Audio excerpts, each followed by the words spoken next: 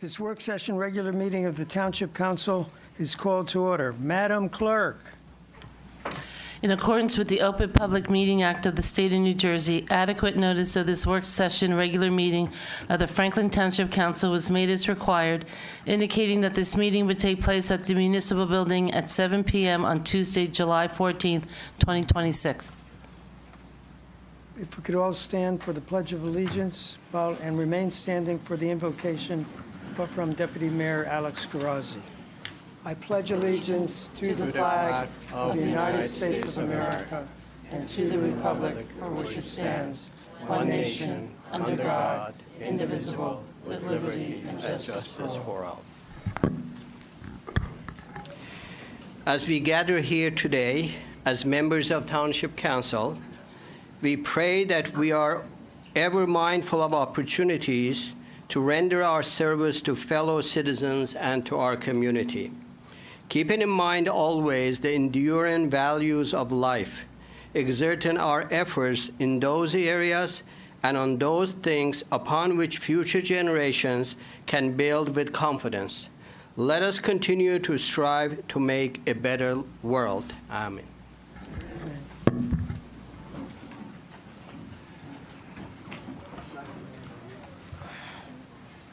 Madam Master Clerk, please call the roll. Councilman Barrison? Here. Councilwoman Francois? Here. Deputy Mayor Karazzi? Here. Mayor Kramer? Here. Councilman Nodijaka? Councilman Singh?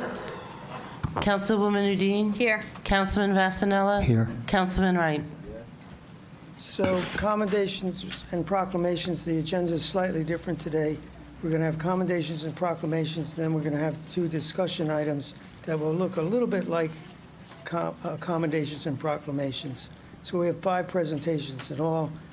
First, a commendation honoring Hannah Didevar and Manha Manhalopal. Yeah, Hannah is not here, so can we go to number B, Mayor, so she can also join us? So you let me mispronounce those names and then Oh, they are here actually, so we are good. please note that, Madam Clerk. All right, I see. Are they here? Yes. Oh. They heard you. They heard you, man. All right, thank you.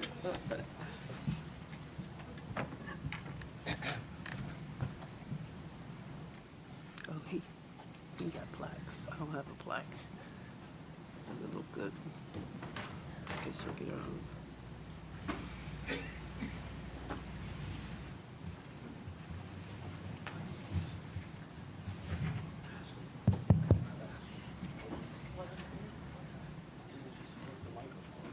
Good evening, everyone. So as most of you know, we have quite a few members of our community who have food insecurity. In fact, 1 in every 7 members of our community have food insecurity. But we are very fortunate in Franklin Township. First of all, we have a nice food bank. Second, we have great community members, both individuals, businesses, organizations, that they help food bank to make sure our neighbors will have enough food. There are occasions that we come across some special initiatives, either by individual or by organizations, and we like to recognize them to extend our appreciation. Today, we're going to recognize 2 4th grade students. These are from private school, small private school in our township, Sadiq School, and they took initiative. And you're going to be learning about the initiative they took to help food bank. And so I'd like to invite those 2 students, Hannah Didevar and Manha Opal.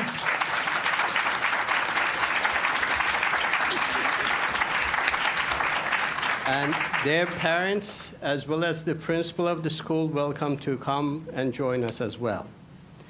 So I'd like to ask our mayor to read this proclamation, please, and accommodation, actually. Thank you.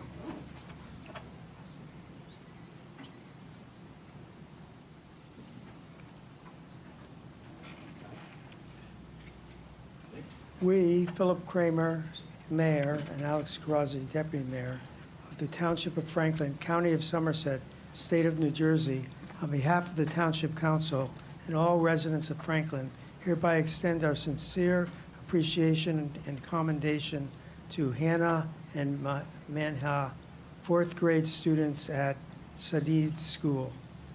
After witnessing individuals' needs in food assistance within our community, Hannah and Manha were inspired to take action, demonstrating remarkable compassion, initiative, and leadership. They independently organized a fundraising effort to support the local food bank, which provides essential assistance to community members experiencing food insecurity. Without assistance from school staff or their parents, Hannah and Manha created and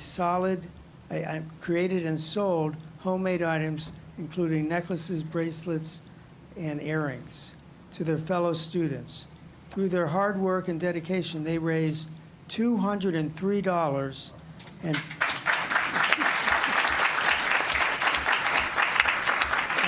and further inspired third grade students to contribute additional funds. These actions served as a source of inspiration to the entire school community and demonstrated that young people can make a meaningful difference through kindness and service. Their passion and commitment to helping others set an outstanding example for students everywhere, showing that caring for one's neighbors is not solely the responsibility of adults or organizations, rather individually, regardless of age, has the ability to positively impact their community through acts of generosity and compassion, no matter how small. This commendation is presented in recognition to Hannah and Manha, exceptional goodwill, community spirit, and dedication to serving others. The leadership of Franklin Township proudly acknowledges and celebrates their efforts. We also extend our sincere appreciation to all students who participated in the initiative by purchasing the handmade items and contributing to its success.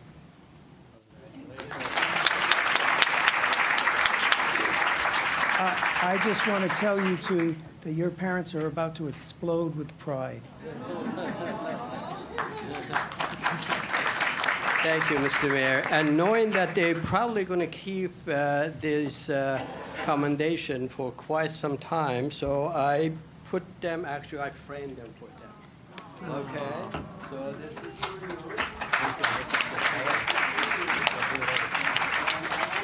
one for the principal of the school. Anybody want to say a few words? I know you like to say something. No? Okay, Madam, would you like to say something? Thank you, Mr. Mayor, Dr. Karazi, and Council for this recognition. This means a lot to us, and we will cherish this recognition. We are happy we could help our neighbors.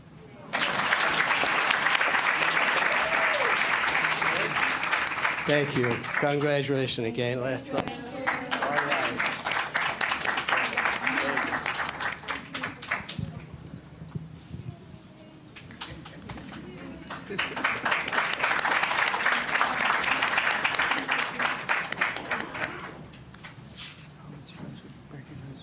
You want me to do it?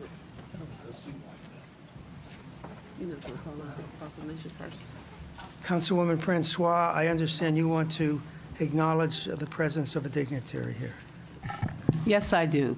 We have a lot of dignitaries here, but one in particular that I'd like to acknowledge, Middlesex County Commissioner Chanel Scott McCullen. Wanted to make sure I got that right. We're happy in Somerset County. Are you trying to take us over? Okay. Okay. Proclamation honoring Debbie Myers Davis.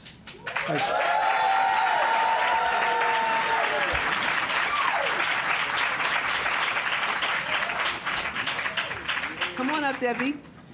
You can tell she brought her posse with her.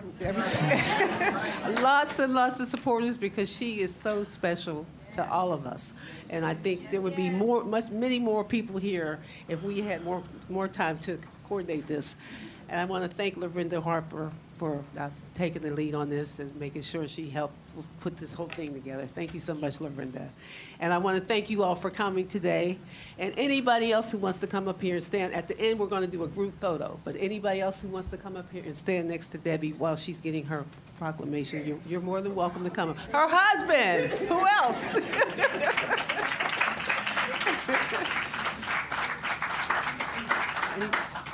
Anybody else you want to come up? Anybody that wants to come up. Come on up. Don't be shy. Go ahead. Come on. Come on up. Come on up. Yeah, everybody, come on up. Yeah, come on up. Because we're going to take a group photo anyway. Yeah, come on up. Oh, look at that. They got flowers. You can tell she's not very popular. Yeah, I know. Her husband said you can tell she's not very popular. And you never see one without the other, by the way. Very interesting couple. So once you all get up here. That's the co-founder of Girl Trek. Oh, really? But she needs to come up too. She's recording. She's recording? Oh, then she'll come up and get a picture. Okay. Okay.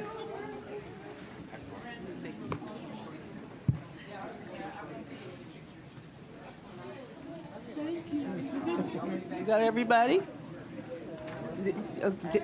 Debbie's still soliciting. If she's telling you to come up here, you better come up. Come on up. Okay. And my granddaughter. Oh, the granddaughter. Okay, we got to bring in the granddaughter. We got it. No, but we got everybody? Vanessa, yes. Okay.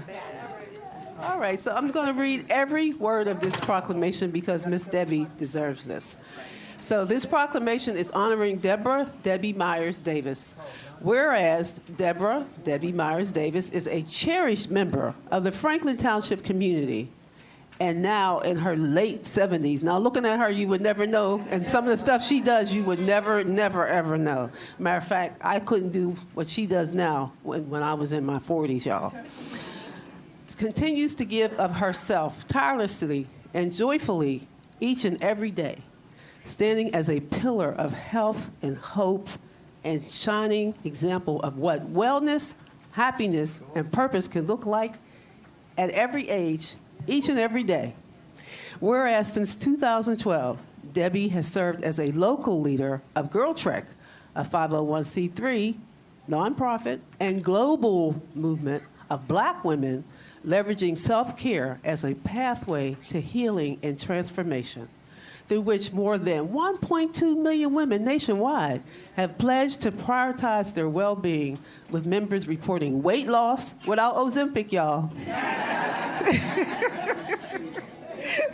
Relief from depression, reduced medications, and lasting walking routines. And whereas Debbie leads the Optimal Health Ministry and serves in the Music and Arts Ministry at First Baptist Church of Lincoln Gardens. I'm a member too. In Somerset, supports Sister Inc. by coordinating warm-ups for its annual 5K Sisters Run Walk for Life, benefiting minority and underserved breast cancer survivors. I'm on the professional advisory board of that too, so I know she does that too.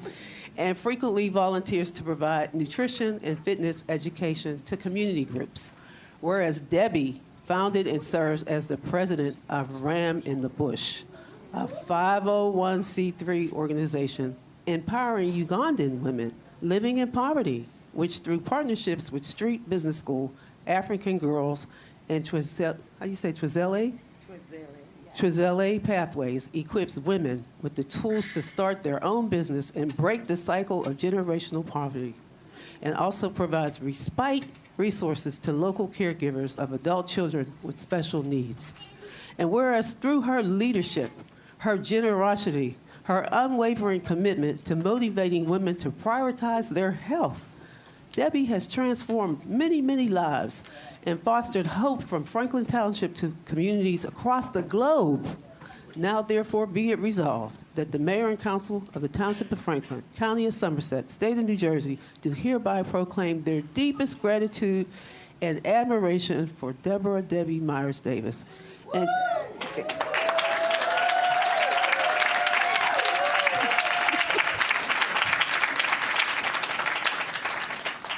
And we do commend her extraordinary spirit, her leadership of Girl Trek, her ministry of Ram in the Bush and volunteer service, her humanitarian work, and her enduring examples of health, happiness, and hope in our community and around the world.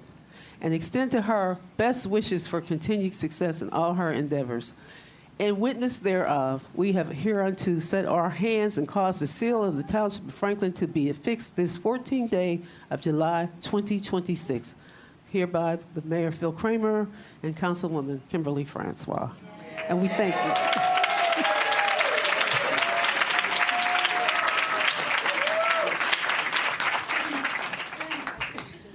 First, I have to take a breath. I thank all of those who kept calling me to make sure that I was going to show up. Thank you for this honor. Everything I've been able to do in the community has been God's grace. My heart for health and wellness comes from my son, who lived with a debilitating disease, but always wanted to be healthy. His desire inspired me to encourage others. I believe deeply in the principle of Ubuntu. I am because we are. The work I do is never about me alone. It's about all of us supporting one another, walking together and choosing health and wholeness in the community. Thank you for recognizing this work, and to God be the glory. This makes me cry, but it also makes me smile. And smile means to me special moments in life every day. And this truly is a special moment. And I thank you so much.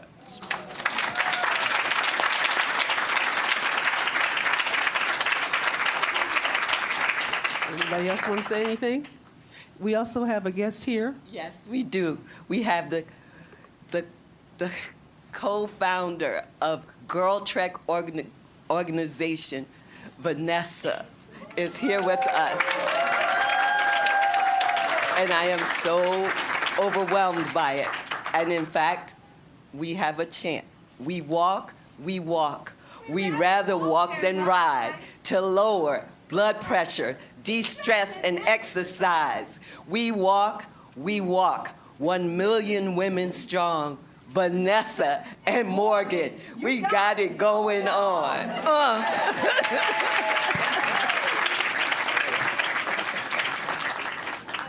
Did we get a good picture? Are we good?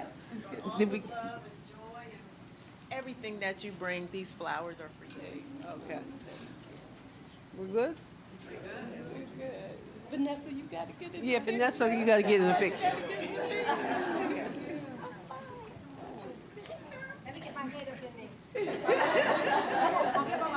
My forever friend. Yes.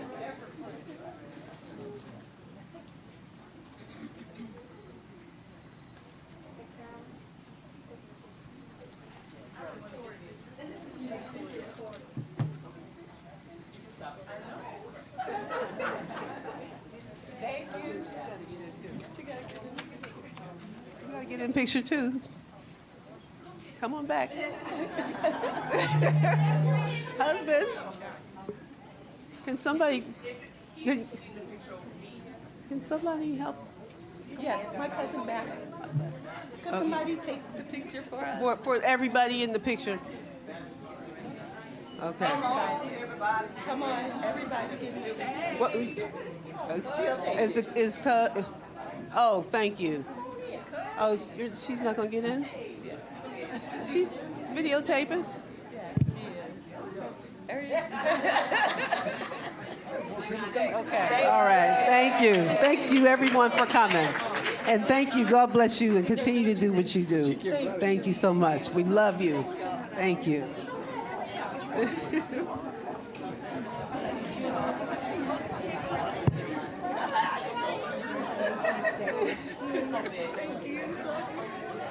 I know, right?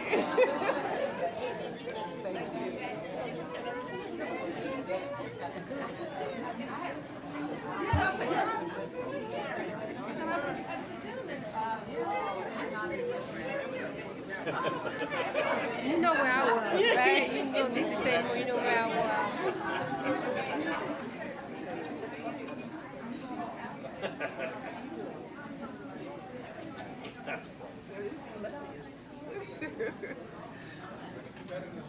She probably want to know who Vanessa I was. wanted to know who Vanessa was. You want to join? I can't see. I couldn't see. She was. Is that one with the flowers? No. She was a lady that had on the African pants. Oh, I had what on? She had on the African pants. She's probably already out there. You're welcome to stay or you're welcome to go, but we need to proceed. I was telling Bob, Mayor, that Miss Debbie even got me up one morning at the women's retreat. We had to be downstairs at 6 o'clock in the morning to exercise. And I thought, oh, I'm not going to do that. But I not only did it one day, I did it 3 days straight. She's very inspirational. That's a lot to get me to do something like that. You're ready to be a Navy SEAL. If we could close those doors, that'd be great. Thank you. Our next item is GS10 scholarships from our police department.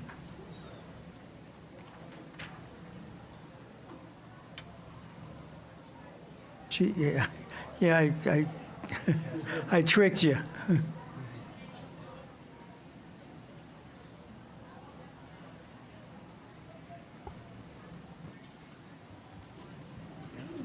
It's a tough act to follow.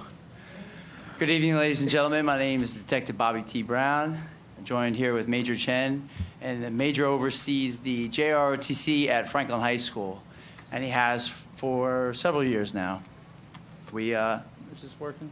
So tonight we're here to present our scholarships for the 2026 Garden State 10 race. So a little background on our race. My cousin, who is the president of the Garden State Track Club, Chuck Schneckhoff, he couldn't be here tonight, but years ago, back in 2017, after moving to Franklin, he was heavily involved in the track community, still is, and wanted to build a race here in Franklin Township. So 2017 was our first race, and it's always been a charity race.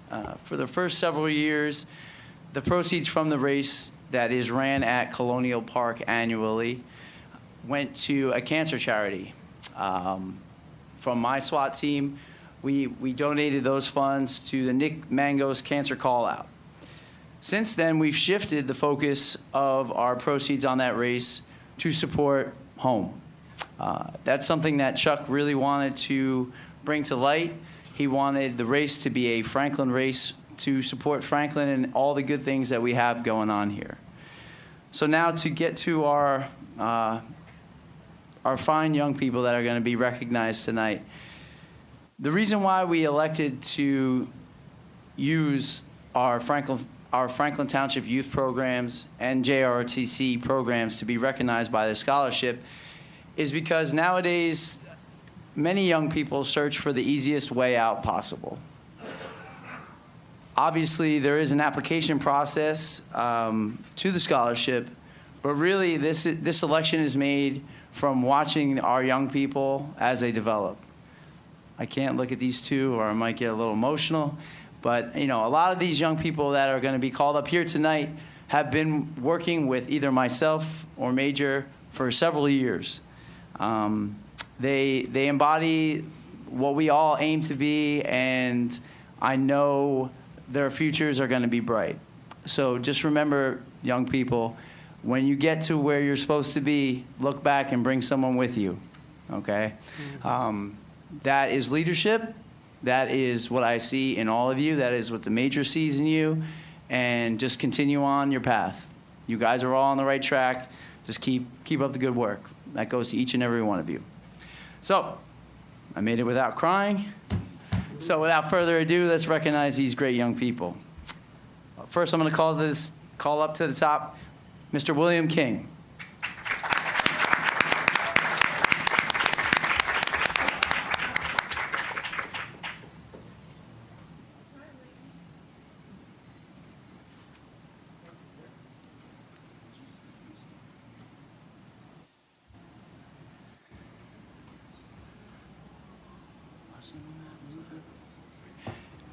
Next, we'll have Mr. Derek Alegria.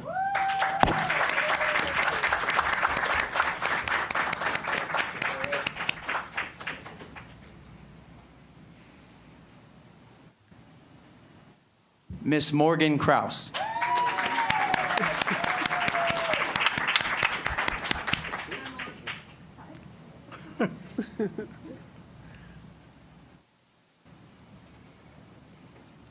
Mr. James Chavez.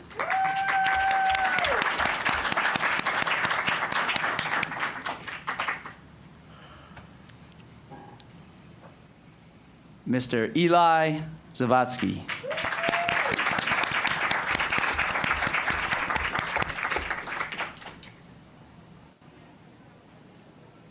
And our last recipient couldn't be here tonight, but we want to recognize her out loud in front of everybody. Miss Liliana Ochipinti. So again, take a look. This is just some of what Franklin turns out. Some fine young people. We've been doing this now for several years, and we hope to continue it. The race is every March, so if you know some runners, get them out there next year, and we can give out 7 scholarships. I thank you for your time, and let's get another round of applause for these fine young people.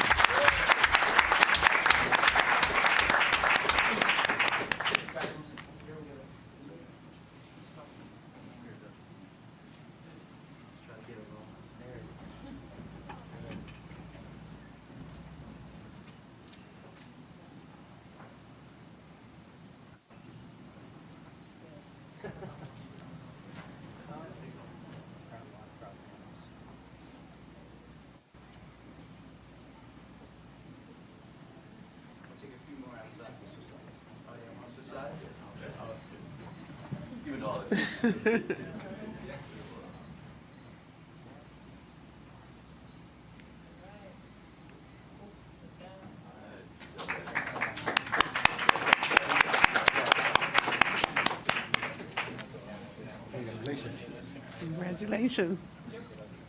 Didn't I give you an Eagle Scout? Congratulations. Congratulations. Thank you. Congratulations. Thank you.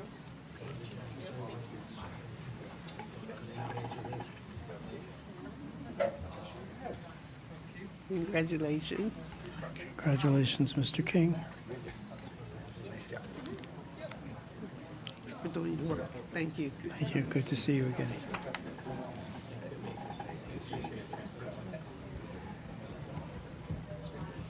Okay, now under council discussion items, item number 6, we have reaccreditation certification presentation from Harry Delgado, Director of the NJSA COP. Never did it. Sorry.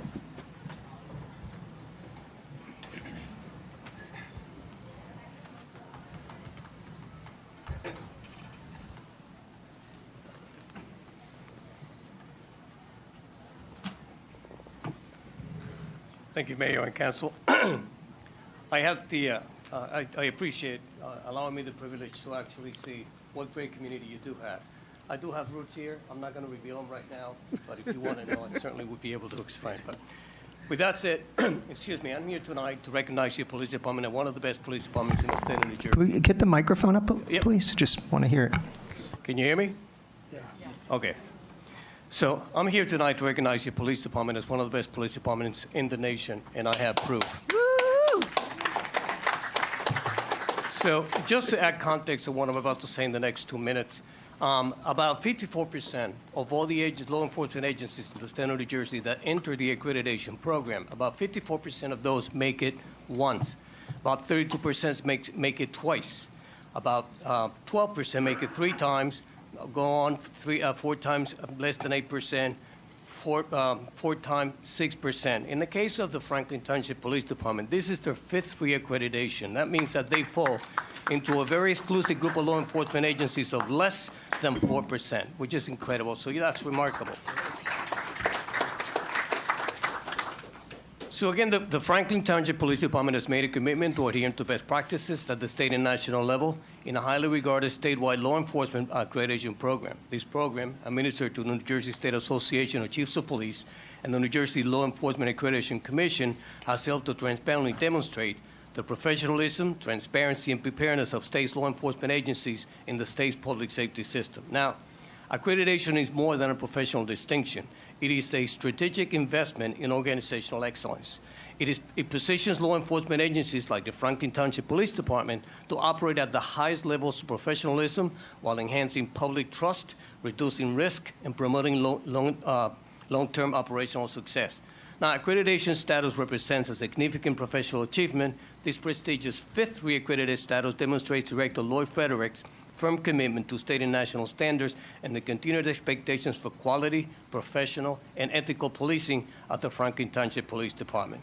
Now, briefly, government officials can be more confident in the agency's ability to operate efficiently and meet community needs, and officers in an accredited agency can take pride that they have been objectively recognized for their professionalism and adhere to the highest standards. Now, I know I'm talking fast, but I know that you have a long agenda. But anyway, I make many of these presentations, but this is unique in a sense that it shows the leadership actually heading this police department. So out of the report that I have the privilege to review and recommend to the Law Accreditation Commission, I purged a phrase from Public Safety Director Lloyd Fredericks.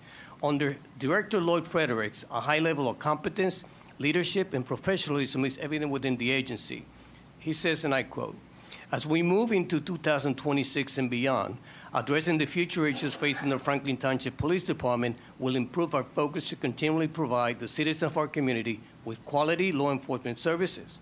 As we forge ahead, we will continue to strive forward our long-term goals of decreasing crime, improving traffic safety, and engaging in effective policing strategies designed to enhance the quality of life for all who live, work, and visit our community."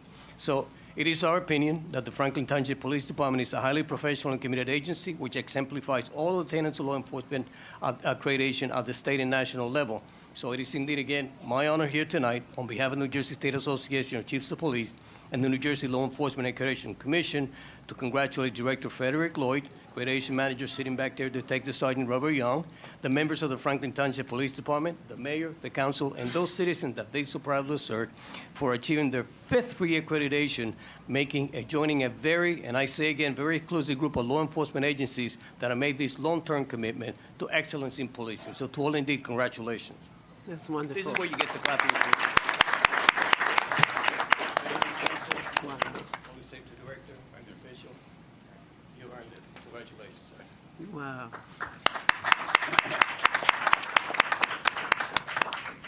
So first and foremost, I'd like to thank the council for their support and giving me the opportunity. I always talk to all of those under my leadership and tell them always be intentional with any opportunity that you get. Always be intentional. Thank you to Sergeant Young. Every day during the accreditation process, me and him went back and forth with the rules, the regs, and everything else that we can make better, finding policy fails, et cetera. Captain Domator as well helped out, and Lieutenant Trevor Wilson. Again, thank you to the council, township manager, and everyone giving me a chance to do what I need to do. I will remain humble. Director Delgado gave you a lot of information very quickly. My mom told me humility is the best leadership quality, and I always strive to be that way. Now, the accreditation service is a certification by an independent agency. It improves department uses best practices and training operations and ethics. This process builds community trust, improves officer safety, and ensures fair policing. And in today's world, we know how important that is. It ensures the department handles internal investigations, use of force incidents, and emergencies professionally. It mandates proper officer training and equipment. And to be quite honest, being in this position and traveling around the country, I would say New Jersey is probably one of the best trained states where police officers are concerned. And I know for a fact that Franklin Township Police Department is one of the best police agencies in this state because I harp and I harp and I harp and I harp on training. I harp and I harp on being holistic. I harp on being humble. And I harp on providing quality, high-quality police services to all our community, everyone in this community and all those that come and all those that go. So thank you, everyone out here. Thank you again to the council. Thank you again to my police department. All right.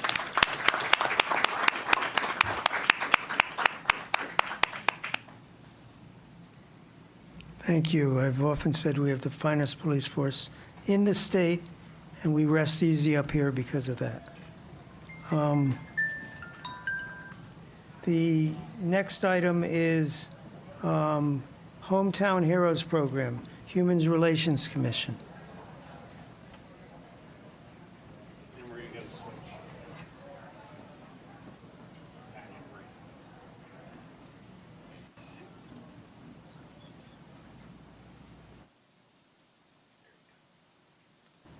Isn't Alex on the Human Relations? Isn't Alex the liaison? Yeah, he's the liaison. Yeah, he left out. Who left? I think he's going to come around and join. Oh, okay.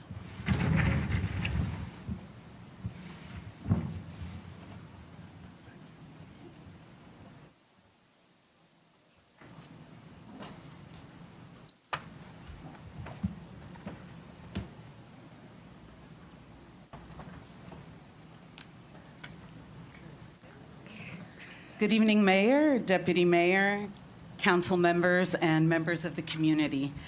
I am Edna Arguello Hitchner. I'm a member of the Human Relations Commission, and Gary Rosenthal joins me this evening, who is longtime chair, and Nora Kaitis joins me also, who is a member of the commission. Before I continue, I want us to take a moment to recognize Commander Sam Pesci, who is in the audience here attending.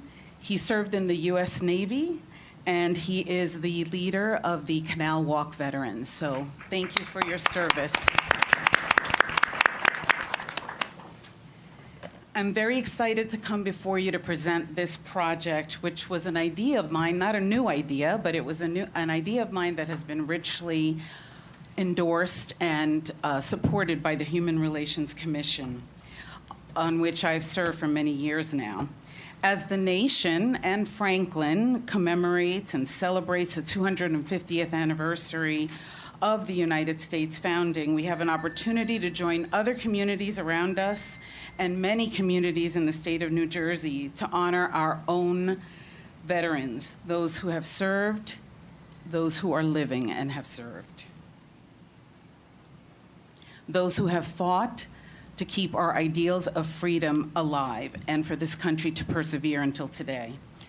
I and the members of the Franklin Human Relations Commission are proposing that we launch our very own Hometown Heroes banner flag recognition project. It's a lasting tribute that honors local residents who have served, those who were born here, perhaps those who lived here for many years, living and deceased.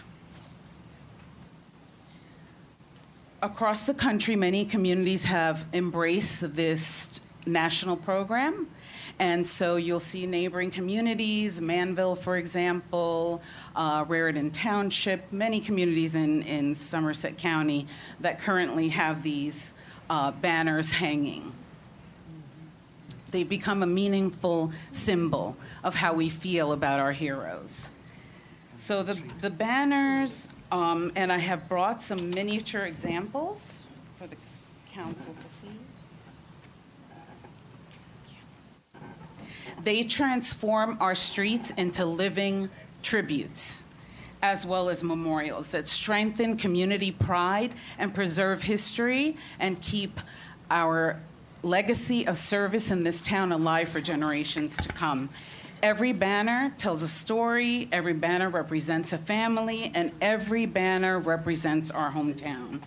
I think, and I am sure all of you agree, that launching the program during the 250th anniversary of the nation's birth connects our local history to the history of this nation. Cost. These banners are typically erected by members of the local town. There is a cost for not just the banner, but hardware.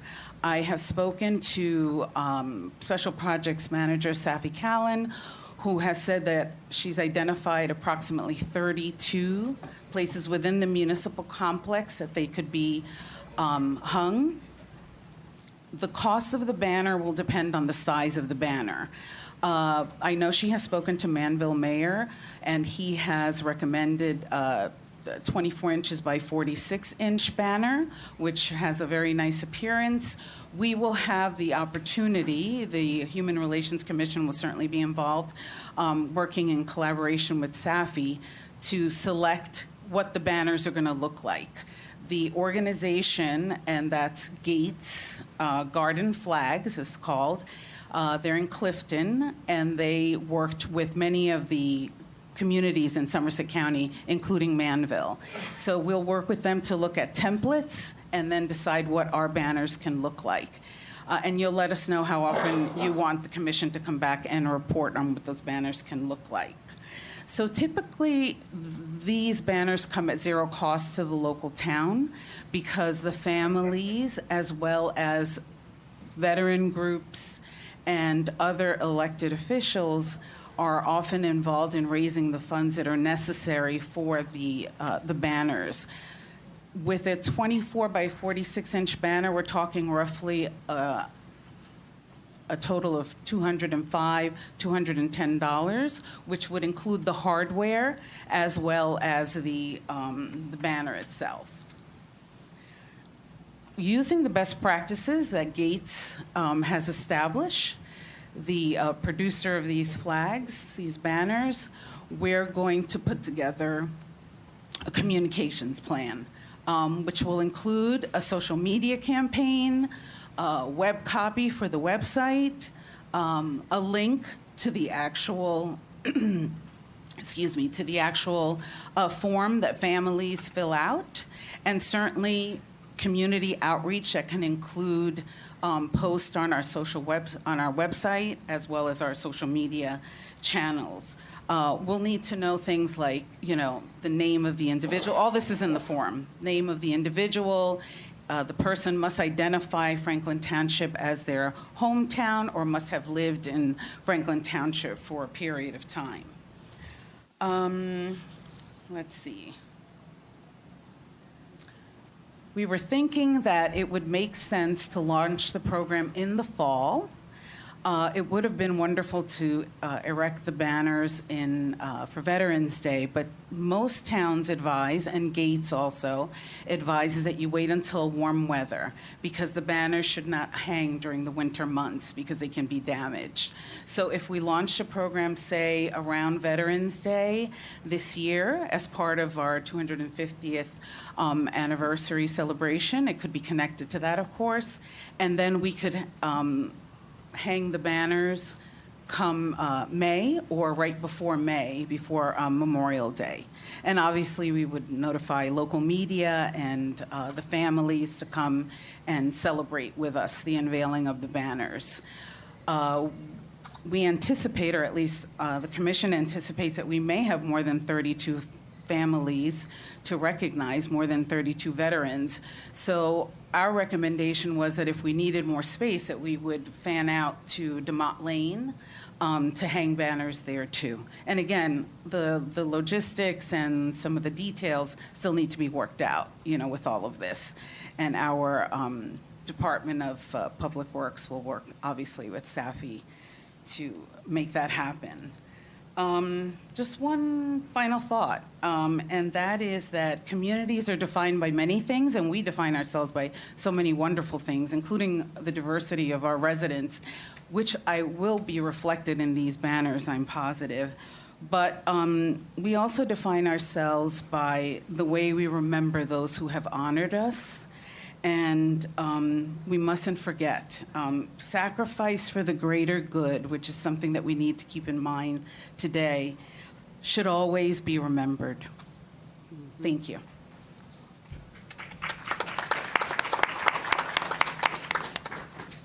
On behalf of the HRC, I want to thank Edna for her extremely hard efforts here. And of course, we're hoping that we get the Township Council's support on this. I know that Mayor Kramer has been active in the Air Force, and I know how important he believes that this whole situation will be. But well, thank you, Council.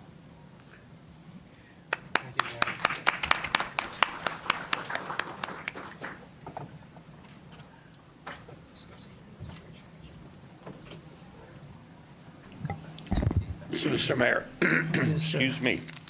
I think what the Human Relations Commission is looking for tonight from council is a nod of approval so that our special projects manager can work with them to get this project moving. I think that's one of the reasons why they asked to come here tonight and make that presentation.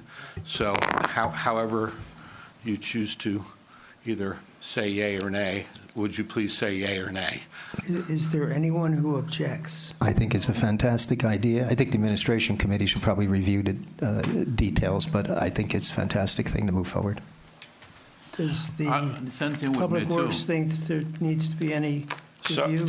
So there will be much discussion about where they go and how they go and why they go in certain places and not in others that we don't need to talk about tonight.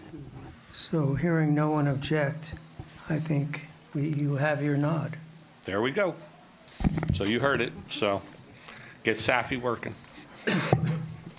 Another thing. Thank you very much. By the way, how long do they last? Do we have any idea? They last about 5 years if they're taken in. I have several family members who have their pictures on them in Manville on poles, and my mother was part of the committee that organized in Manville to have them put up along with the mayor and several other people in town. So, Mr. Mayor, if I may, I just wanted to make a comment that Edna started this almost a couple of years ago, and and when I was the liaison and I saw how dedicated she is, and really contacted a lot of people, provided several presentations to us in during the Human Relations Commission meetings, and I wanted to congratulate you not giving up, and you did it. You are just amazing. Thank you so much. All right, thank you. So moving on, the next item is public discussion. Before we get into that, I want to announce that the cannabis ordinance is basically we're taking down the ordinance that was introduced last time, and we'll be introducing a completely different ordinance today, so on cannabis. And therefore, it'll be a first reading. We have to reintroduce it. So there's going to be no public discussion dedicated to the cannabis ordinance. So if you want to speak about that ordinance, this would be your time to do it, the public session that's about to come up. And along with that, the short-term rental, well, that's not being reintroduced. It's going to be a first reading, so there'll be no dedicated time for that. If you want to speak about that ordinance, the time to do it is now. So I ask unanimous consent to open to the public. Without objection, public session is open. Anyone wishing to speak about anything to do with government may do so. May only come up once, 5 minutes of time, no yielding of time. Please state your name and address.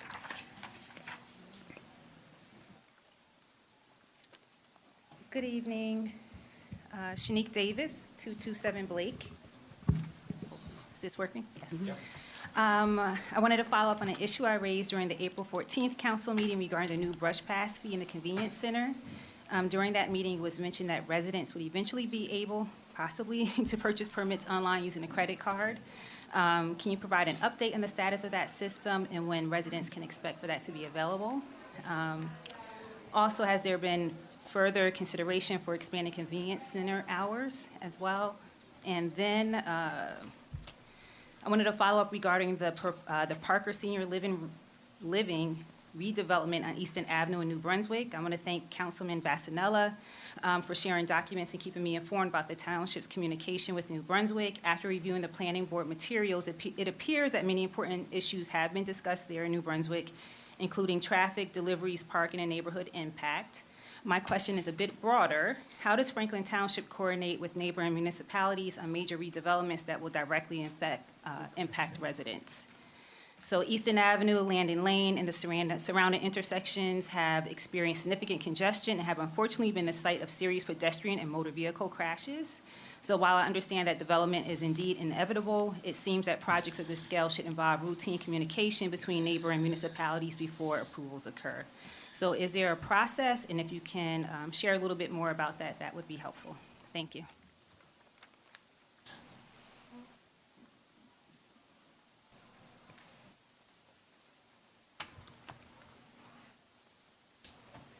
Good evening. Deborah Inman, INMAN, 67 Roberts Road.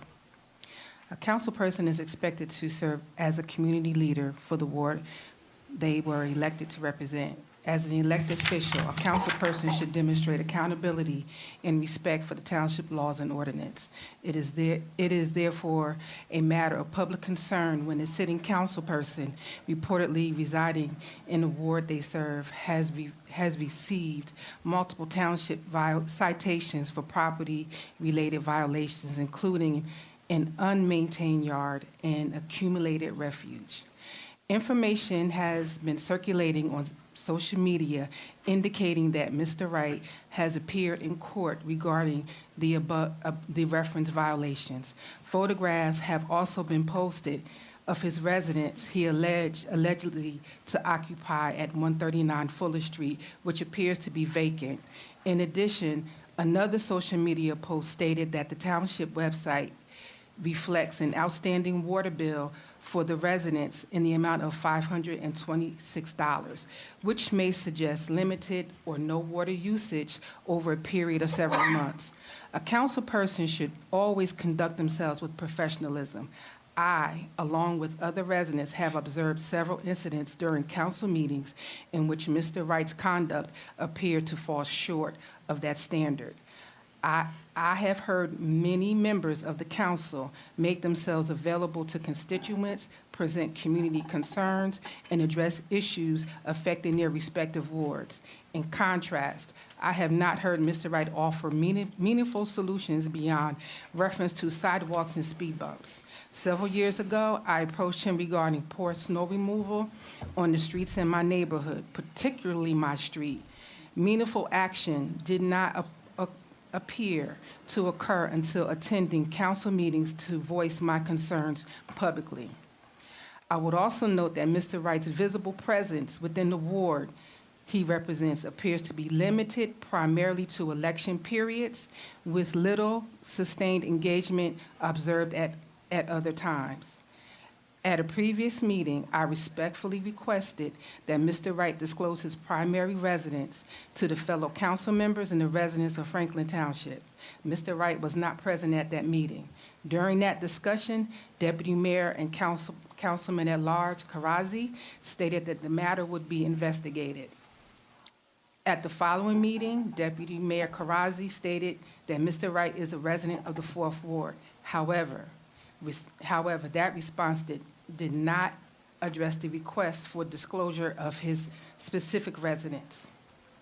While many residents of the 4th Ward may choose not to publicly address concerns regarding limited engagement and visibility, I would be remiss if I did not raise these concerns on behalf of those who may share them. Accordingly, I respectfully renew my request that Mr. Wright publicly disclose his address to the council and the residents of Franklin Township. Finally, I respectfully ask the council to clarify what course of action will be taken if Mr. Wright is unable or unwillingly to publicly disclose his address, or if it is determined that he does not physically reside in the 4th Ward. Such circumstance would appear to raise a serious question regarding compliance with residency requirements.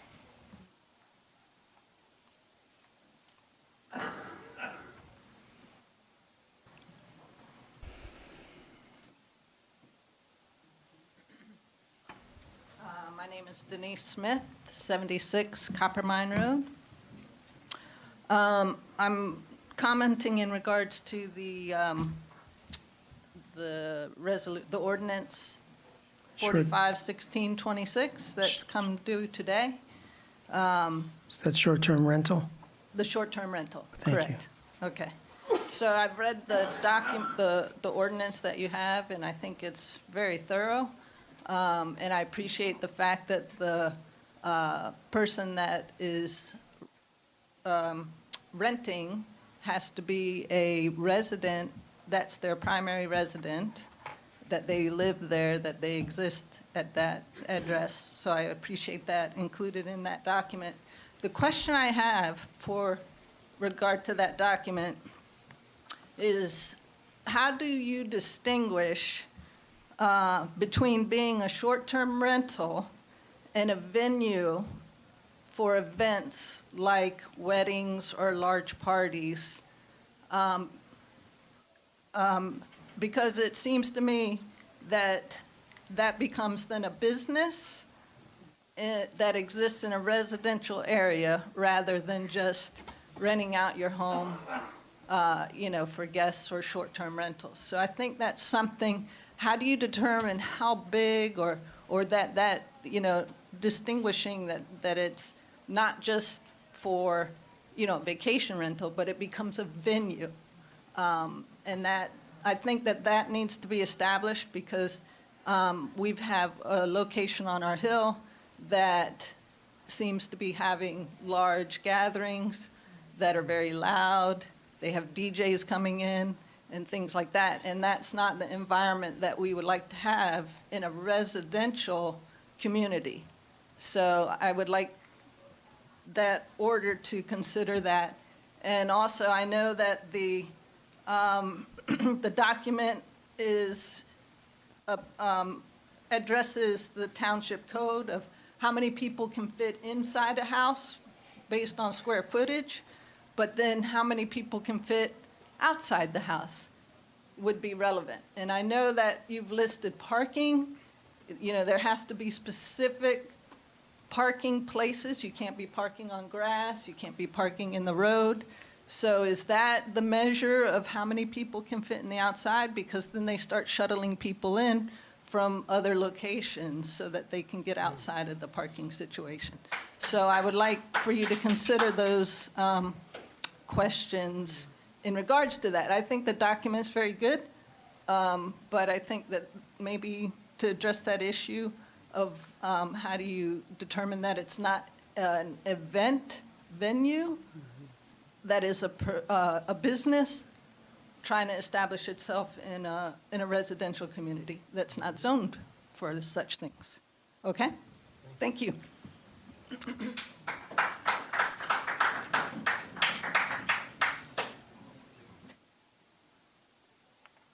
Hello, everybody. My name is Matt Penchak, and I live at 49 Copper Mine Road. And I'd just like to reinforce what Denise just said. She's a neighbor of mine. I do believe that the new regulation on short-term rentals is very well written. It's comprehensive.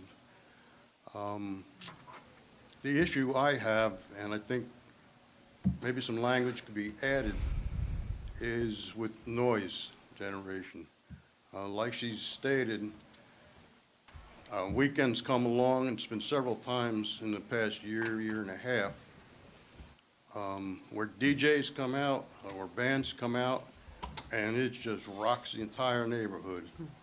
This weekend, I sat in my house. It's hot out, air conditioners on, doors closed, windows on. I can't watch TV because all I hear is boom, boom, boom, boom, boom. So what happens is, invariably, the police are called, and they got to come out and either shut things down or tell them to turn down. I do have a recommendation, but before I get to that, I just think that there's 4 stakeholders involved here. There's obviously the neighborhood, the neighbors. It's just not peaceful. We live out there because we like peace and quiet, and we're losing that. And it's not like a neighbor was having a party where, the graduation or something, you could deal with that, but this is like Denise said, it's a business. It's being rented out for the weekend. People from out of town are coming in, New York license plates. These vans pull up, the buses unloading people. And it's just nuts. I feel I'm getting angry, and I know some of the neighbors are expressing the same concerns. We're just getting fed up. This is enough. So that's That's one big stakeholder. The other stakeholder is the police. I don't think they want to have to come out for what basically is a minor issue, be quiet, shut down. And they've been called, I believe it's like 5 or more times in the last year and a half to this address. The other stakeholder, I think, is the people renting that house. They're investing in a DJ, a band to come out, and then they have to be told to quiet it down. A police visit is not the nicest thing. I'm sure they're out there having a good time, trying to enjoy themselves, and all of a sudden the police come out. I don't think that's right. And also, I think the other stakeholder who risks something here is the property owner, the person leasing this out. They should be, theoretically, according to the ordinance, they should be a neighbor. I don't see the neighbor there, but they're not building goodwill between us. That neighborhood gets along exceptionally well. We really have no problems out there. And, we're looking at that person. So my suggestion would be, if at all possible, put some language in that ordinance that either prohibits DJs or bands, or at least somehow restricts how much noise. I mean, we've got an ordinance of barking dogs, right? 30 minutes, a dog constantly yapping, they're gonna come out and shut that down. Why do we have to listen to 4 or 5 hours of very, very loud music? If there's anything that could be done, I certainly would appreciate it. Thank you very much. Let me ask a quick question, sir. Yes, sir. Without any commitment here, just off the top of my head, would a time restriction be helpful to you, or that? It already prohibits it, Mayor, so I don't know if you want to, I'll cite the location in the ordinance. It already prohibits all of the activity that was just explained. Okay. Okay? All right. It doesn't need, I'll explain it to you. Mr. Vornlock, Sign that contract, explain to them, hey, you can't really do that. It's all part of the process. Mr. Vornlocker burned the midnight oil on this one, so. I wrote it, he's the so I'll expert. be able to explain exactly where it is. Hello, Mr. Mayor and Council, Doc Cunningham, Stockport, Somerset. I'm actually happy I came to meeting today for 2 reasons. One, the repeated concerns about noise and partying that's happening on the block and neighborhoods across town. I live on Stockport. We are the only original owner remaining on that block. And there's a particular house, we've been there 30 plus years. There's a particular house on the block just this Sunday had a party that seemed to have had folks from out of town, big tent set up. According to my daughter, it seemed like it was an internet party where word gets out and then folks show up and it's a free-for-all. There are cars parked the full length of the block, and we live on a cul-de-sac.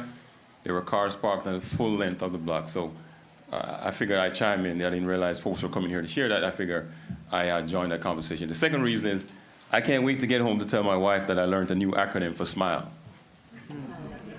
Special moments in life every day, I think is what she said. But I wanted to chime in on that because Debbie, when my wife was pregnant, after she delivered, she went back to Debbie's exercise classes to help her return to her pre-baby body. So I can understand the love and support that the lady showed here to Debbie, because I remember my wife coming home and saying, I don't know how Debbie does that stuff at her age. So I just wanted to throw those 2 things out. But the main reason I'm here is to talk about an event upcoming on Thursday at Cedar Hill Prep School at 6:30 p.m. called Civic 250. Now, we all know about America 250, and we've experienced that pretty much on a national level. We are familiar with Franklin 250, something we've experienced at a more local level. Well, Civic 250 is about how we as the people might understand what happens when we look at America, our hometown 1776, meeting America 250 in 2026. And I say that to suggest that there are a lot of surveys that have gone out recently asking Americans what do they feel about where we are as a nation. And NBC News reports that folks are interested in faith, family, and freedom. The AP News talks about folks interested in democracy and identity. And the Cato Institute talks about folks interested in ideals and patriotism. But something glaring stood out in the poll results, and it's that 46% of respondents didn't have an idea what America 250 was about. And within that number, 61% of Gen Z didn't know what America 250 was about. So we clearly, with all the money spent, with all the promo and advertising, we clearly missed the ball on what America 250 is about.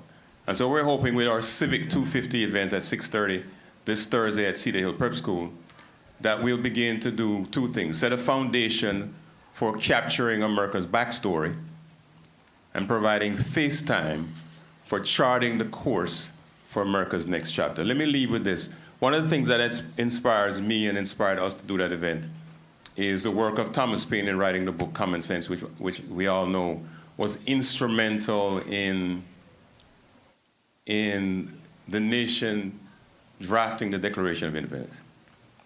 And that was 1776. And so the question is, what are we doing in 2026 and beyond along those lines? And the thing about Paine was he wasn't necessarily well received because he was an Englishman turned American. And it's almost as if folks were saying to him, who's this American who's this Englishman trying to tell us to be an American, right? I sometimes experience that folks look at me and they don't say it in words, but it's as if they're saying, who's this Jamaican trying to tell us about being an American? So we're hoping that folks will consider coming to the event, and I want to acknowledge two individuals who have been like my Benjamin Franklin. He was a supporter for Thomas Paine in rolling things out. And those two individuals are Sean Hebben from the Franklin Township Martin Luther King Foundation and Dr. Nan Menon, the founder of Cedar Hill Prep. So again, this Thursday, 6:30 p.m., Cedar Hill Prep, Civic 250. Thanks for your time. Thank you.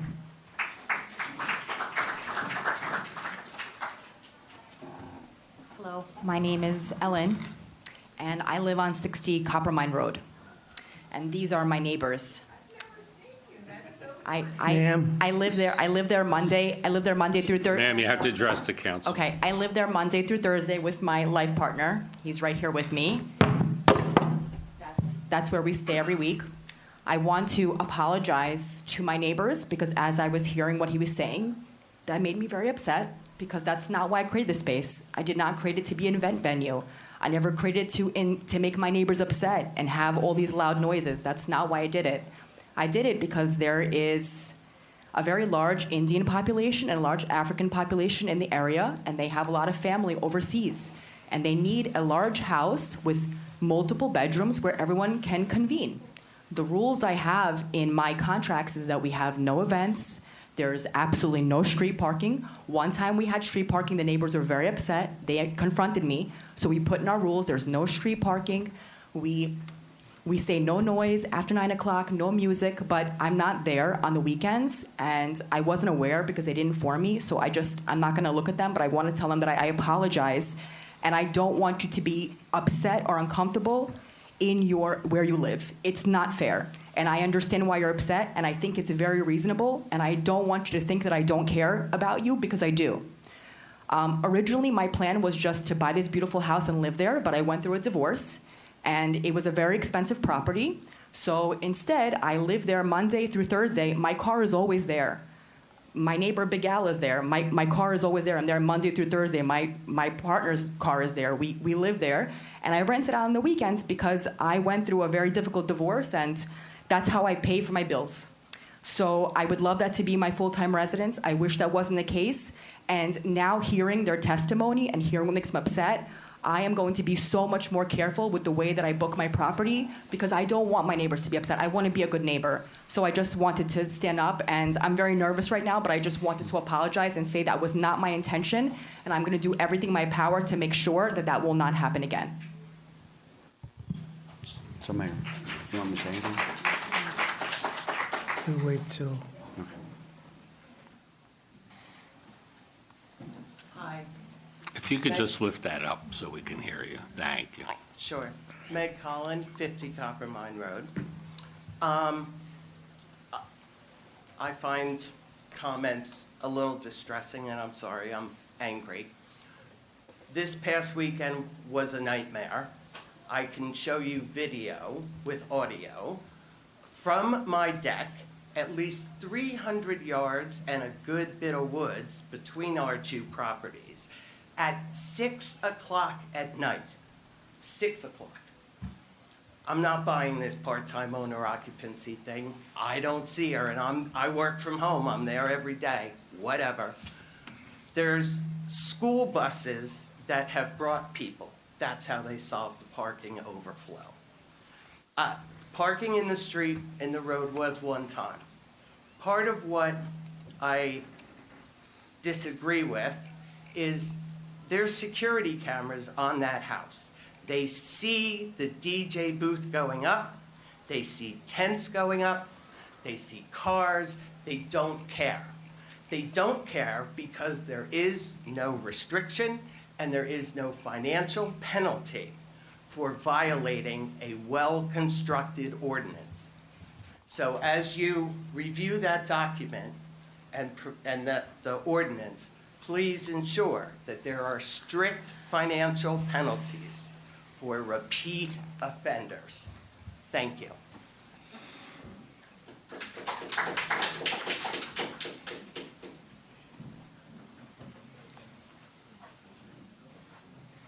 I promise I'm not from Copper Mine Road.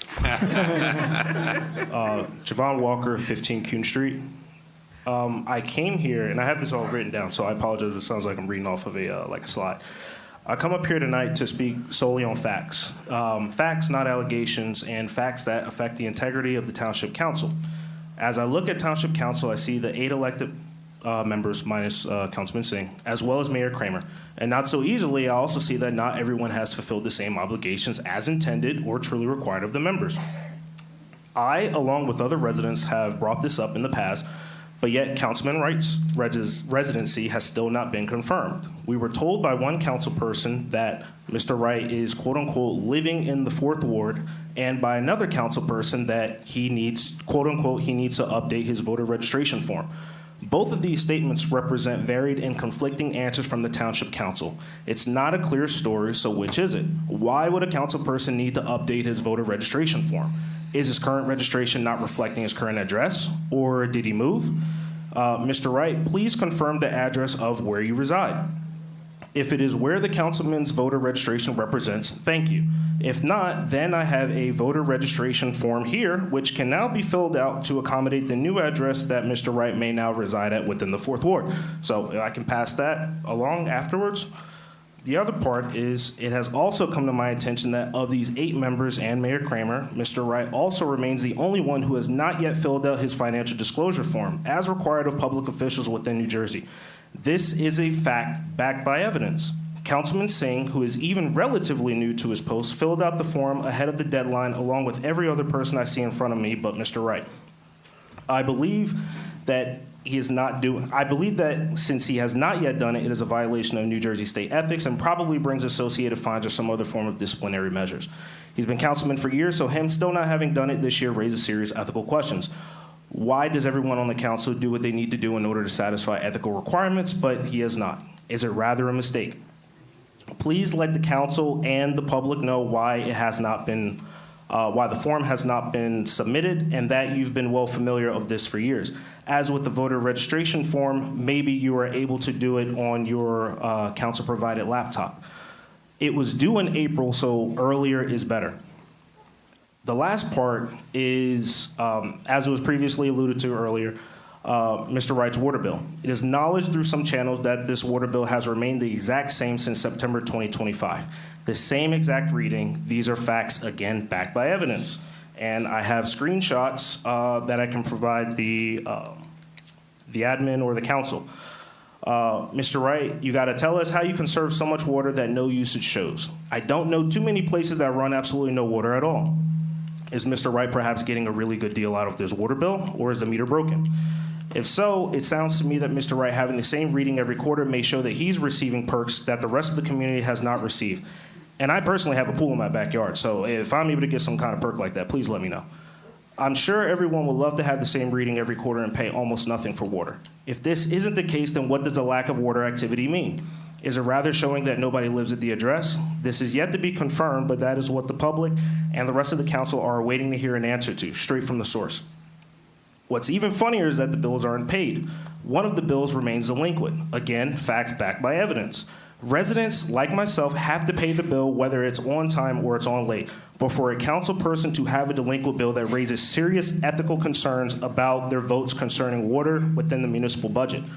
Again, an ethical concern. And it also shows a disregard to fulfill obligations as an elected official. So the last thing that I say is, council, I request that outside of my questions that I have left Mr. Wright to answer, you also provide an official answer tonight to my questions and the evidence that I've presented, or soon to present to you. You have all fulfilled obligations that Mr. Wright has not, and unless he sufficiently answers to them tonight, shows that he's above even yourselves, and that's not fair to any of you.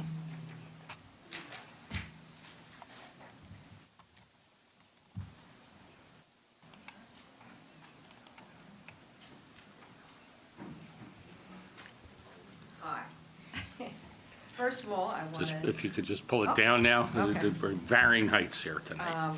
I'm a little nervous. I don't like public speaking, so I'm just going to look at one person if you don't mind. I appreciate the efforts that everyone has put in for this ordinance, and it's very much appreciated. And I was just wondering.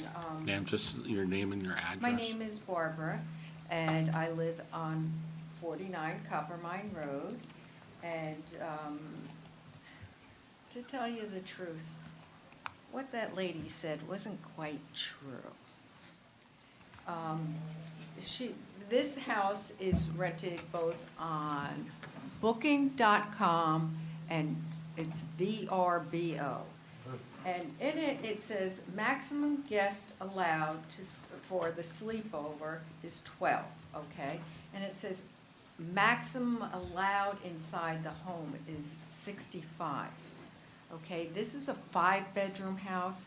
I mean, I highly doubt, I know when you have a venue, there has to be a certain amount of space per person, and you need a certain, and the ordinance, which is very, very well written out, has parking spots and and it's a 2.5 acre lot, okay, less than 2.5 acres.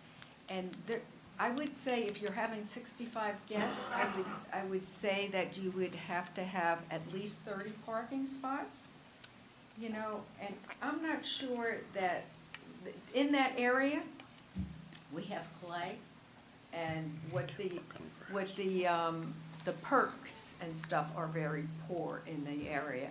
And so the absorbent, if you have blacktop, all that blacktop, then how is it going to drain properly if clay it pools in water and doesn't go seep through? So it's going to be a hazard from, causing mosquitoes and whatnot. I mean, when they build condos and stuff like that, they have these retention basins. And, so I would think that there should be something in there. And you shouldn't be able to rent a vacation house. My mother had one down the shore. And you shouldn't be able to have a vacation house and have a party in a residential rural area. It's just not, the roads aren't built for it. There's no sidewalks, which is dangerous to all the people because we're like a scenic route. To walk and bike on the road, you have to walk and bike on the road. The road is arched like this. There's ditches in there that are. Please speak into the mic. You can't get, you can't jump into a ditch at my age. I'm 68 years old. I don't jump into ditches with rocks in it anymore. So that's all I wanted to say. If there could be something, if you guys could help us, I'd very much appreciate it. It's a peaceful, quiet area, and people move out there from, they pay a lot for this extra property to have peace and quiet and nature. Thank you.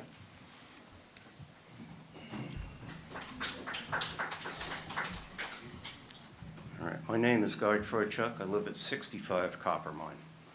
I live across the street of the house that is being rented out. She's brought in suburban transit buses at 10 o'clock at night with radios blaring in the thing, unloading people. The other concern that I have too, I mean, last year at the party, there was a black woman screaming on the top of her lungs, running down Copper Mine Road naked from the top down, and a black guy chasing her. These are the parties that are going on around in the neighborhood. My nephew saw it. I said, well, you call the cops? No, I don't want to get involved with the cops.